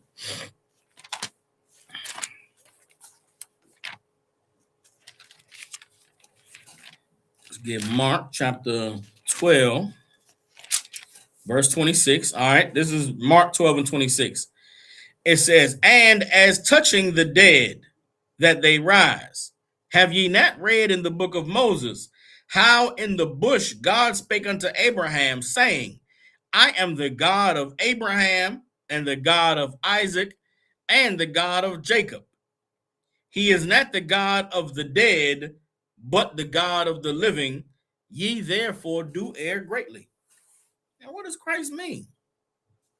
Christ said, don't you know that when the Lord spoke to Moses in the bush, he said, I am the God of Abraham, the God of Isaac, and the God of Jacob. He is not the God of the dead, but of the living. What does that mean? The Most High is the God of Abraham, Isaac, and Jacob. And he's not the God of the dead, but the God of the living. What must be true about Abraham, Isaac, and Jacob? Remember now, this is Christ responding to a question about reincarnation. He's responding to a question about the dead rising. Christ said, don't you know that when the Lord spoke to Moses in the bush, he said, I am the God of Abraham, the God of Isaac, and the God of Jacob. Where were Abraham, Isaac, and Jacob when Moses spoke to God in the bush? I'm gonna wait for the answer to this question. If you watching this class, if you tuned into this class, there's only one right answer to this question. Christ was asked a question about reincarnation. And in Mark chapter 12, verse 26, he says, "And as touching the dead, that they rise, have ye not read in the book of Moses, how in the bush God spake unto him, saying, I am the God of Abraham, and the God of Isaac, and the God of Jacob. He is not the God of the dead, but the God of the living. Therefore, do greatly err. Ye therefore do greatly err." Where was Abraham, Isaac, and Jacob when God spoke to Moses and said, I am the God of Abraham, Isaac, and Jacob? I'm going to sit here. If it take me 5 minutes, somebody better respond. You sisters that's in the class, Sister Mana Ima, Sister Kazak Wana, Sister Ainaya, Officer Aj Bagaramya. Y'all checked in for class. Somebody got to answer this. I see it's 8 people watching class right now. Somebody needs to answer me about Mark chapter 12, verse 26. Christ is responding to a question about reincarnation, and he says, when God spoke to Moses in the bush, he said, I am the God of Abraham, the God of Isaac, the God of Jacob. He is the God of the living and not the God of the dead. Where were Abraham, Isaac, and Jacob when the Most High spoke to Moses in the bush?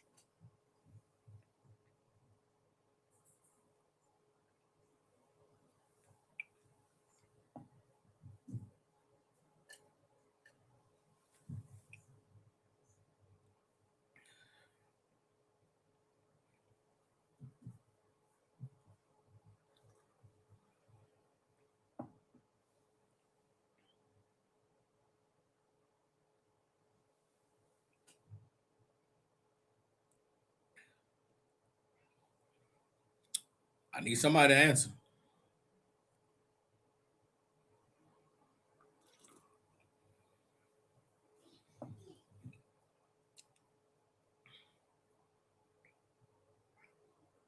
I'm going to give y'all 30 more seconds, man.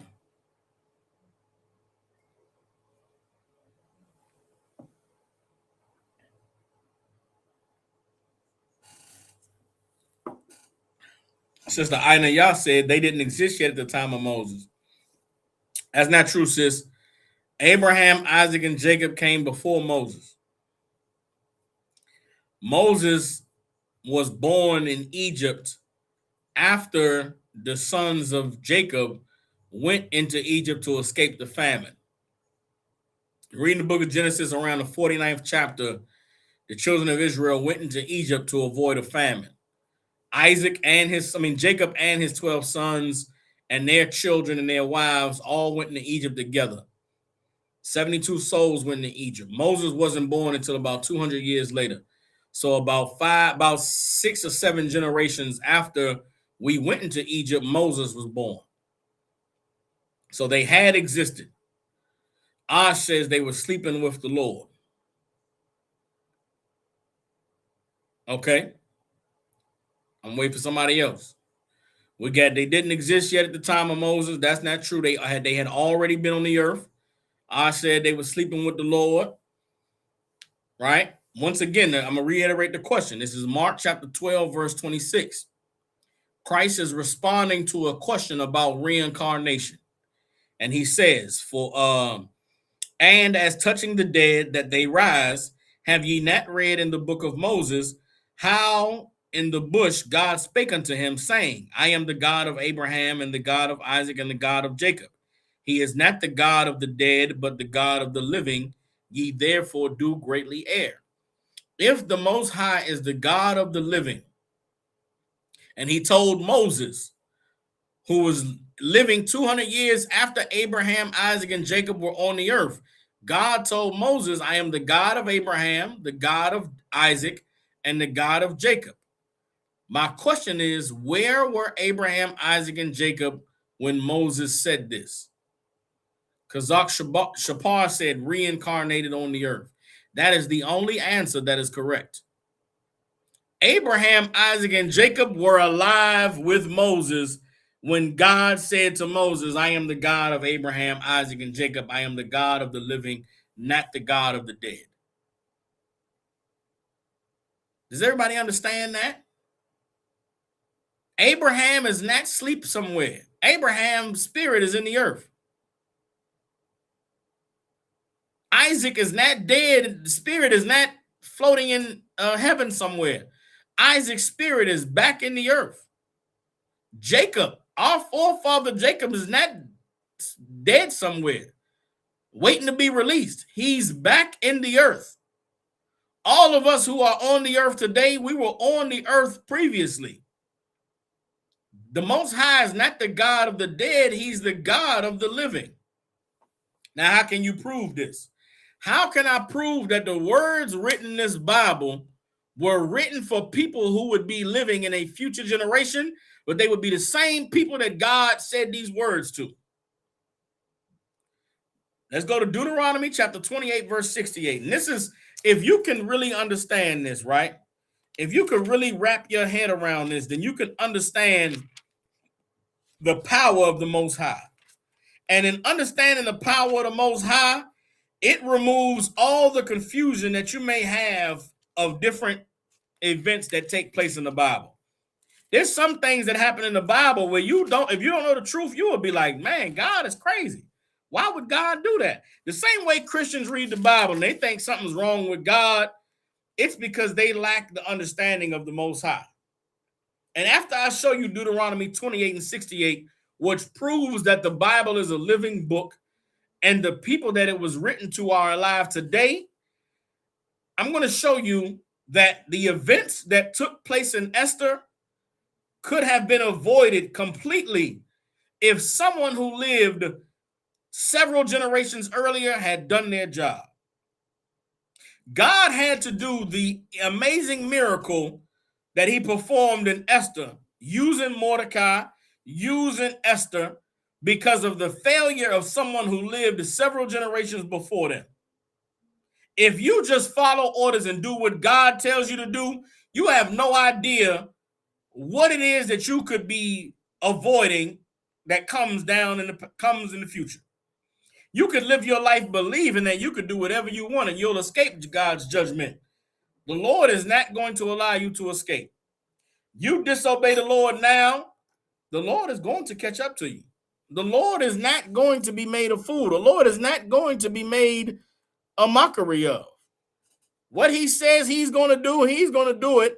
And there's nobody that can stop what he says is going to happen from being done. Bear with me, y'all. Oh, hold up.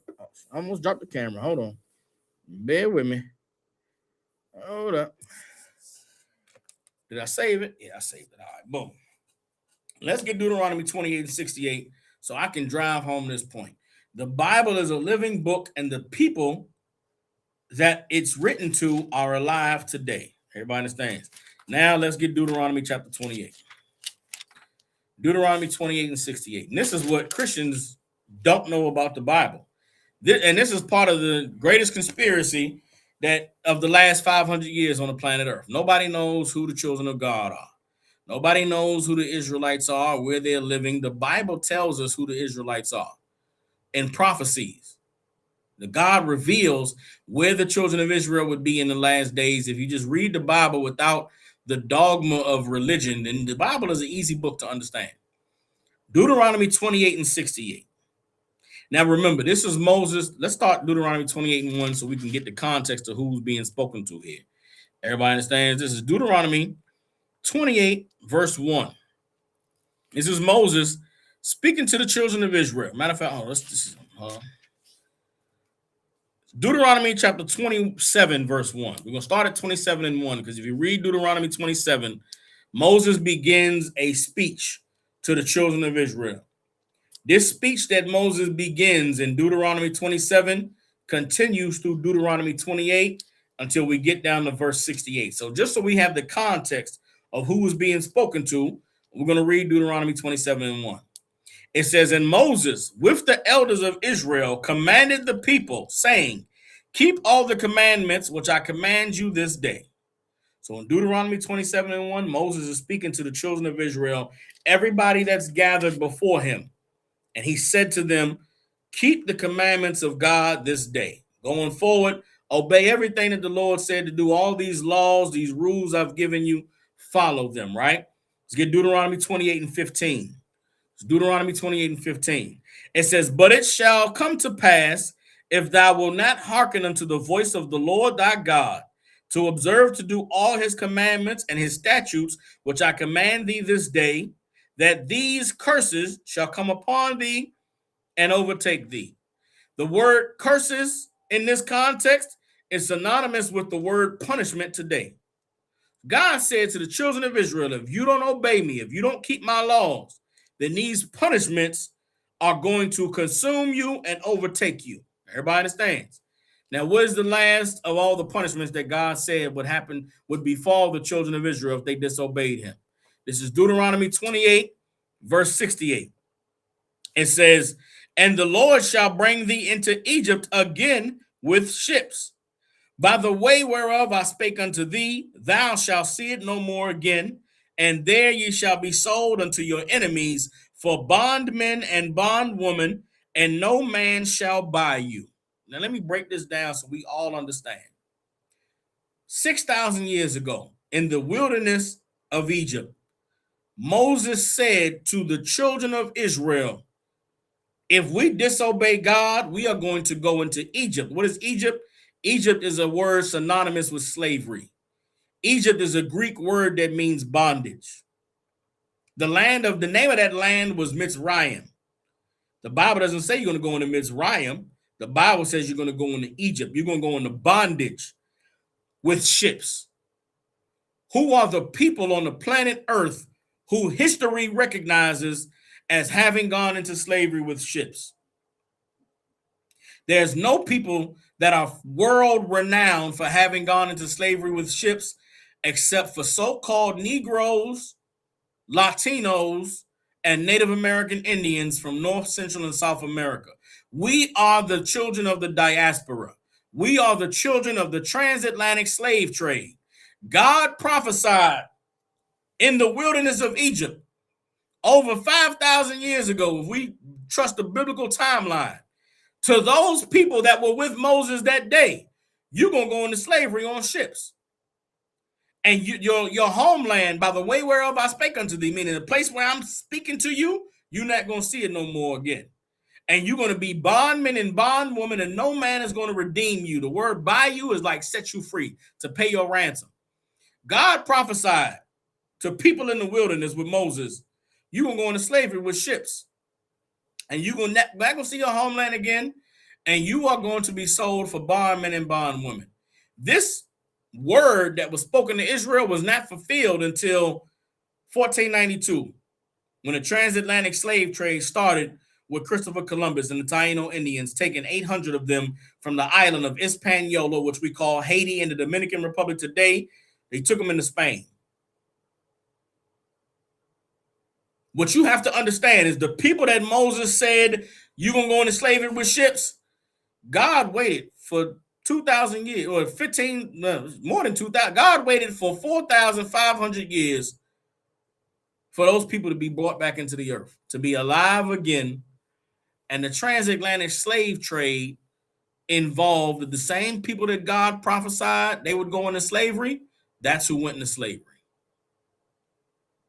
Because God is the God of the living. He is not the God of the dead.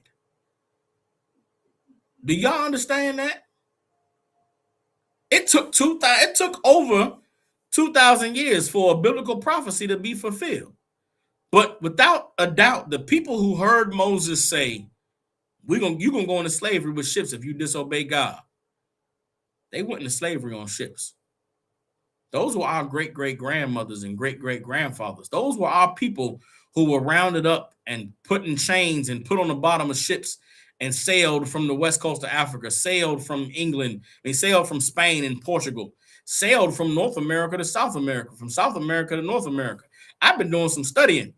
There's something called the Virginia Slave Codes of like the 1700s, right?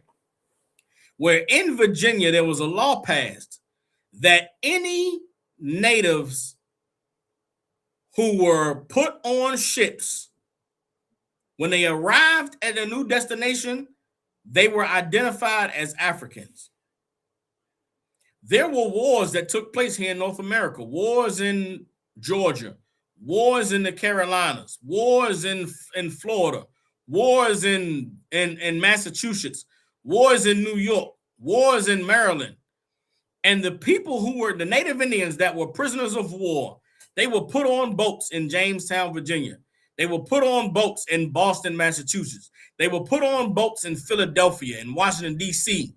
And they sailed down the Atlantic. And when they arrived in Charleston, North Carolina, they got off the ship and they were identified as Africans. They never came from the west coast of Africa. They came from Jamestown, Virginia. They came from Boston. They came from New York. They came from Pennsylvania. But because they arrived at the port on boats, they said that they were native. They said that they were Africans. If you go look at any slave sign for the sale of slaves, you're going to see Negroes for sale. You're not going to see Africans. Africans were not put into captivity. Israelites were put into captivity. Hebrews were put into captivity. Negroes were put into captivity. We were the people that God told, you're going to go into slavery on ships if you disobey me. And what do we know about the people that Moses was speaking to in Deuteronomy? We know that none of them made it to the promised land except for Caleb and Joshua. Caleb and Joshua were the only two who lived through the wilderness and made it into the promised land, which means all those people that heard Moses say the words, we're going to go into slavery with ships. They were sent into slavery with ships.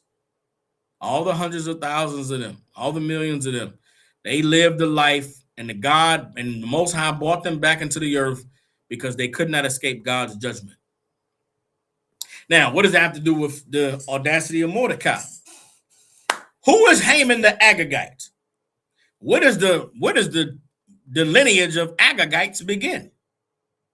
Let's go back into the Bible. Let's go back and get Exodus. Exodus. Let's get Esther. You understand? Because I said the Bible is a living book, and it's written. The people it was written to are alive today.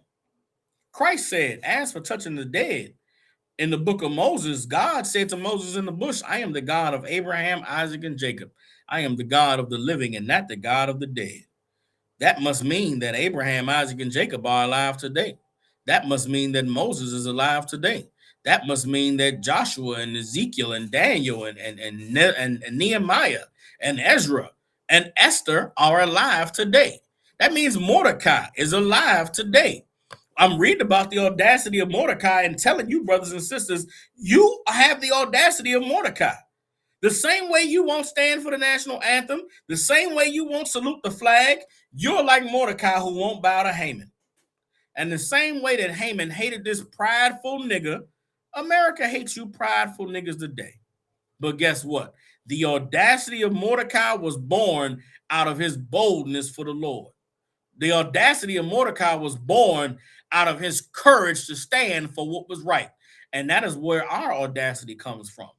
And you should stand in that audacity. You should praise God for that audacity, because it takes audacity to spark a revolution.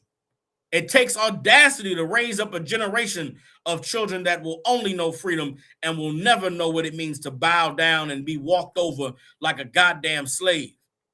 And if you can understand what I'm saying now, then think of who your children are. I often look at my life. I know my life, what I've lived through.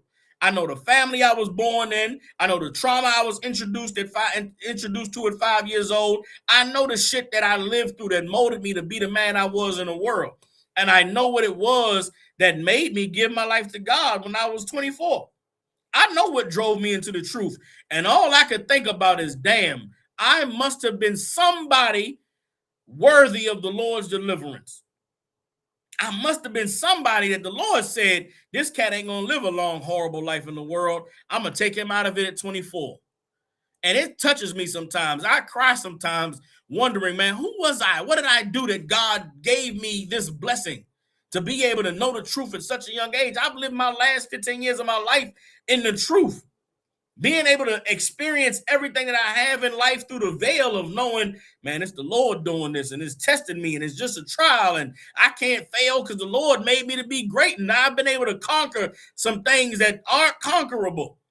And there's times that it touches me, it's so heavy that I cry because I don't understand why I deserve this. And then I look at my daughter. I have a daughter. And I say, if I was somebody amazing, if I did something great in the past that God said, this man going to find the truth. Well, who is this person I'm raising?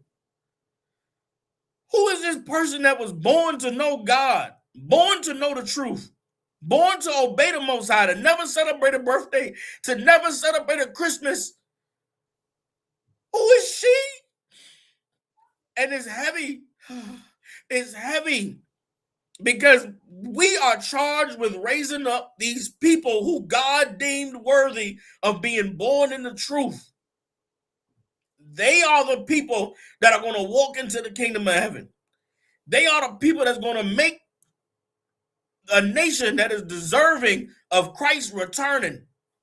And it's an amazing thing if you can understand that the people you're reading about in this book are the people who are walking around on the earth today. And guess what? If we are the people that we read about as being the servants and the oppressed and the people that are being ruled over, then what does that mean about our oppressor? They the devil in this book. They the villain in this book. You're reading Revelations about the horror of Babylon. That's Donald Trump in America. That's the white man today. All this evil going on in the world, these people deserve what is going to happen to them because they've always been the villain. They've always been the criminal. They've always been the evildoer. And we've always been the people that God called to obey him and to serve him. And we are deserving of what God said we are deserving of because we're earning it right now. We are earning our deliverance by obeying the Lord, by remembering Mordecai, by remembering Esther, by keeping the Feast of Purim. You understand? Because Akshapar, you're getting ahead of me, and you getting ahead of me in the class, Ak. You understand? I'm gonna go back and show you in the book of Esther who Haman is. And this whole book of Esther exists because a man generations earlier did not do what God told him to do. All right, I'm gonna show y'all what Kazak Shapar said. Kazak Shapar said, Haman the Agagite from King Agag, who was an Amalekite, who was an Edomite, the white man. And he is absolutely correct. You understand? Haman, the Agagite, is a descendant of King Agag. Who was King Agag? Let's go in the Bible and find out who King Agag was. The progenitor or the father of the Agagites. All right, let's get 1 Samuel chapter 15, verse 8.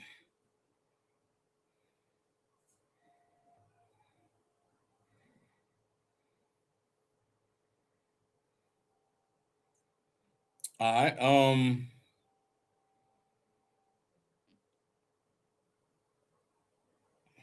Let's get 1 Samuel chapter 15, verse 2. 1 Samuel 15, verse 2.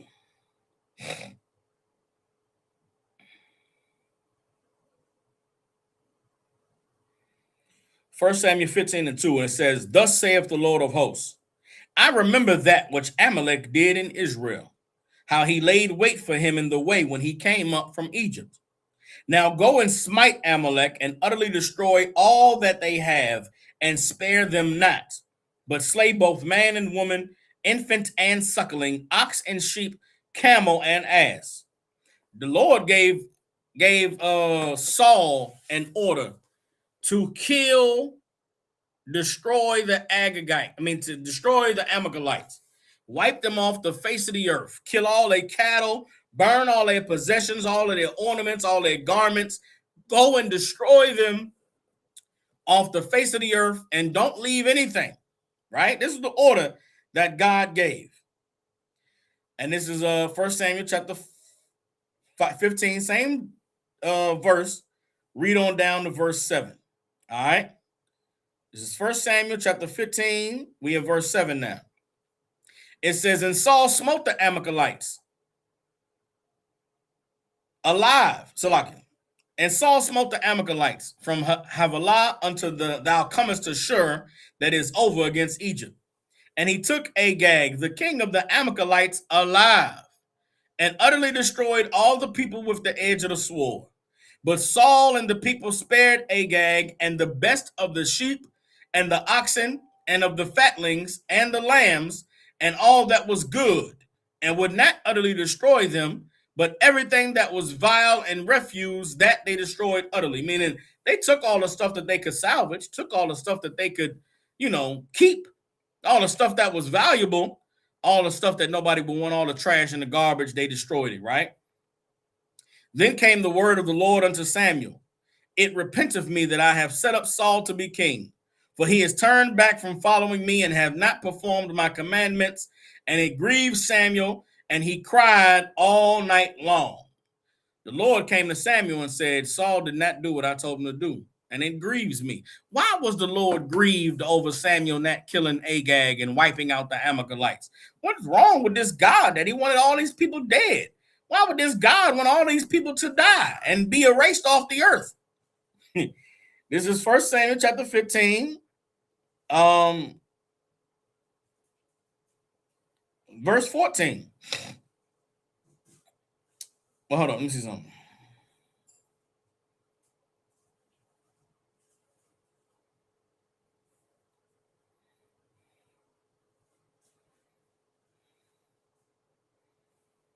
All right, I'm going to keep reading 1 Samuel 15, right? It's 1 Samuel 15 and verse 14. And Samuel said, what meaneth then this bleating of the sheep in mine ears, and the lowing of the oxen which I hear? And Saul said, I have brought them from the Amalekites, for the people spared the best of the sheep and of the oxen to sacrifice unto the Lord thy God, and the rest we have utterly destroyed. Then Samuel said unto Saul, stay, and I will tell thee what the Lord has said to me this night. And he said unto him, say on. And Samuel said, when thou wast little in thine own sight, wast thou not made the head of the tribes of Israel? And the Lord anointed thee king over Israel. And the Lord sent thee on a journey and said, go and utterly destroy the sinners, the Amalekites, and fight against them until they be consumed. Wherefore then didst thou not obey the voice of the Lord, but didst fly upon the spoil and didst evil in the sight of the Lord? And Saul said unto Samuel, yea, I have obeyed the voice of the Lord, and have gone the way which the Lord sent me, and brought Agag the king of Amalek, and have utterly destroyed the Amalekites. But the people took of the spoil, the sheep and oxen, the chief of the things which should have been utterly destroyed, to sacrifice unto the Lord thy God in Gilgal. This is a lie. This is a lie. Saul is making an excuse for not doing what God said to do. And the excuse was they was taking the stuff, they going to sacrifice it in Gilgal. All I did was keep alive Agag. We killed everything else. He's lying. And Samuel knows he's lying because God came to Samuel and said, Saul did not kill everybody I told him to kill. And God was angry about it. Verse 22. And Samuel said, has the Lord as great delight in burnt offerings and sacrifices as in obeying the voice of the Lord? Behold, to obey is better than sacrifice, and to hearken than the fat of rams. For rebellion is as the sin of witchcraft, and stubbornness is as iniquity and idolatry. Because thou hast rejected the word of the Lord, he has also rejected thee from being king. And Saul said unto Samuel, I have sinned, for I have transgressed the commandment of the Lord, and thy words, because I feared the people and obeyed their voice. Now, therefore, I pray thee, pardon my sin and turn again with me, that I may worship the Lord. And Samuel said unto Saul, I will not return with thee, for thou hast rejected the word of the Lord, and the Lord has rejected thee from being king over Israel. The Lord took the kingdom from Saul because he did not kill all the Amalekites. And not killing all the Amalekites was a great sin in God's eyes. Why? Did God just hate God? Wanted Amalek dead for what Amalek did to the children of Israel coming out of Egypt. Also, God knows the future. Where the Lord dwells, where the angels are, they don't live on a linear timeline like we do. They can be in the present, in the future, in the past, at any time. God knew that King Agag, if he lived, would have children. And those children would have children. And those children's children would be known as the Agagites. Amalek, king of Amalek, Agag, who Saul spared during the days of Samuel, is the great-great-great-grandfather of Haman, the Agagite, that we read in the book of Esther, that had a law decree passed to kill all the Jews during the days of the Persian Empire. If Saul did what the fuck he was told to do and obeyed God's word and killed all the Amalekites and not spared nobody, then there would be no Haman generations later to threaten the lives of all the children of Israel. Not only that, if Saul does what God ordered him to do and kills all the Amalekites, there would be no small hat Jewish people alive today. The forefathers of the so-called Jewish man who's from Poland, who's from Russia, who's in the Middle East right now, Benjamin Netanyahu and them, they are the descendants of Amalek. There would be no Israel in the Middle East if Saul did what God told him to do. There would be no Israel bombing the piss out of all those Arabs right now if Saul did what God told him to do. There would have been no people for Hitler to want to put in ovens if Saul did what he was supposed to do. There would be no Rockefellers. There would be no Rothschilds. There would be no Warburgs. There would be no DuPonts if Saul did what God told him to do. You read the Bible and say God is evil. Why would God want to kill these people? God was trying to save the earth from a great evil that we're dealing with today. There is a poison and a plague on the planet known as the white man. And the worst of the white man is the so-called Jew. There would be no so-called Jews in the earth if Saul did what God told him to do. Saul had the heart of a Christian. Saul didn't have the heart of a soldier. Saul didn't have the mind of a soldier. Saul did not do what God said to do. And because Saul did not do what God said to do, we in the middle of World War III.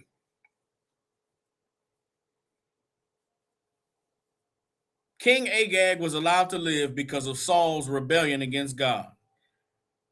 And the consequences of that rebellion showed its face generations later at Shushan the palace under King Ahasuerus, because the man that Mordecai would not bow to was an Amalekite, a descendant of Agag. So when you read in Esther about the great amazing works of Esther, about the audacity of Mordecai, you're reading a story of a great evil that God intervened on our behalf to avoid, when God could have avoided it by there being no Haman to begin with. There are consequences for your actions. There's consequences for disobeying God. There are things that come into the earth that have, people talk about the butterfly effect. That's one hell of a butterfly effect. Saul did not kill Agag. Because Saul didn't kill Agag, Haman was allowed to be born. And Haman was born, and Mordecai would not bow to him. And Haman went to the king and said, we should kill all these Jews because they are evil people who have laws that go against the king's laws, and they won't do what the king said to do. And the king said, go ahead, kill all of them. And Mordecai went to Esther and said, girl, there's a reason that God made you so fine and beautiful and allowed you to become the king, the queen of this empire. And it is so that you could intervene on your people's behalf today. And Esther had the people to fast for 3 days and to pray that when she went before the king found favor. And when Esther went before the king had already dreamed a dream. God had the king dream a dream that he could not sleep. And the king went and looked at those records and found out about this Mordecai that had told the officials about a plot against his life. And the king said, I want to celebrate this Mordecai. He went to Haman and said, Haman, if I wanted to celebrate somebody for doing something amazing, what would you suggest I do? And Haman, thinking that the king was going to bless him, said, man, I would put him in your finest garments, parade him around the whole palace, make everybody bow to him and pay homage to him, make everybody give him money, give him wealth and riches. And the king turned around and did that for Mordecai in the sight of Haman. And then the day that Haman had determined for the children of Israel to be destroyed from off the face of the earth, Esther went and told the king, Haman has sent out a decree to kill my people. And Mordecai, who you celebrated the other day, that's my uncle. And Haman wants him dead because he would not bow to him. And the king found out and said, what? You know what the king said? The audacity of this evil bastard Haman. And the king had Haman hanged. Not just Haman, Haman's wife, Haman's kids, Haman's belongings. The king did to Haman, the Agagite, what Saul did not do to King Agag. And this story of Esther is one that we must all remember. Never forget the audacity of Mordecai. Never forget the boldness and the courage that comes from the Lord to stand for what is right. We only are meant to do what we have to do. There are things in this life that are optional, and you do not have to do the option of bending your back and bowing down to serve your oppressor. You got a job, go to your job, work your job. They collect taxes, pay your taxes, but give your love to God's people. Give your spirit to the Lord. Don't participate in their festivities. Don't partake in their customs. Do what the Lord said to do. If we can be the people that God called us to be, if we live the lives that God called us to live, if we do the things that God has called us to do, then we will inherit the earth the way that God prophesied that we would. We are in the days of the end, brothers and sisters. Look at what the Lord is doing. Lock into these classes, learn this truth, man. Change your life, become who God called you to be, because the time that we have in this empire is not long. The same way the Lord did a quick work in Esther, the Lord is going to do a quick work with us here in this land called America. And we have to be a nation that is deserving of God's deliverance. And we cannot be deserving if we aren't doing the things that God said for us to do.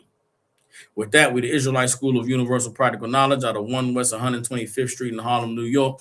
Since 1969, we have been teaching so-called Black, Hispanic, and Native Indians the truth according to the Bible. What is the truth? The truth is that so-called Blacks, Hispanics, and Native Indians descend from the greatest people that have ever walked the face of the earth. The Bible identifies us as the lost 12 tribes of the nation of Israel. And in the year 2026, there's nothing more important than for God's chosen people to learn the truth of who we are, where we come from, and what our purpose is on the earth. With that, I will see you all for class tomorrow. Drink up, eat up, celebrate Purim, remember Mordecai, remember Esther, and understand that we are them in the earth today.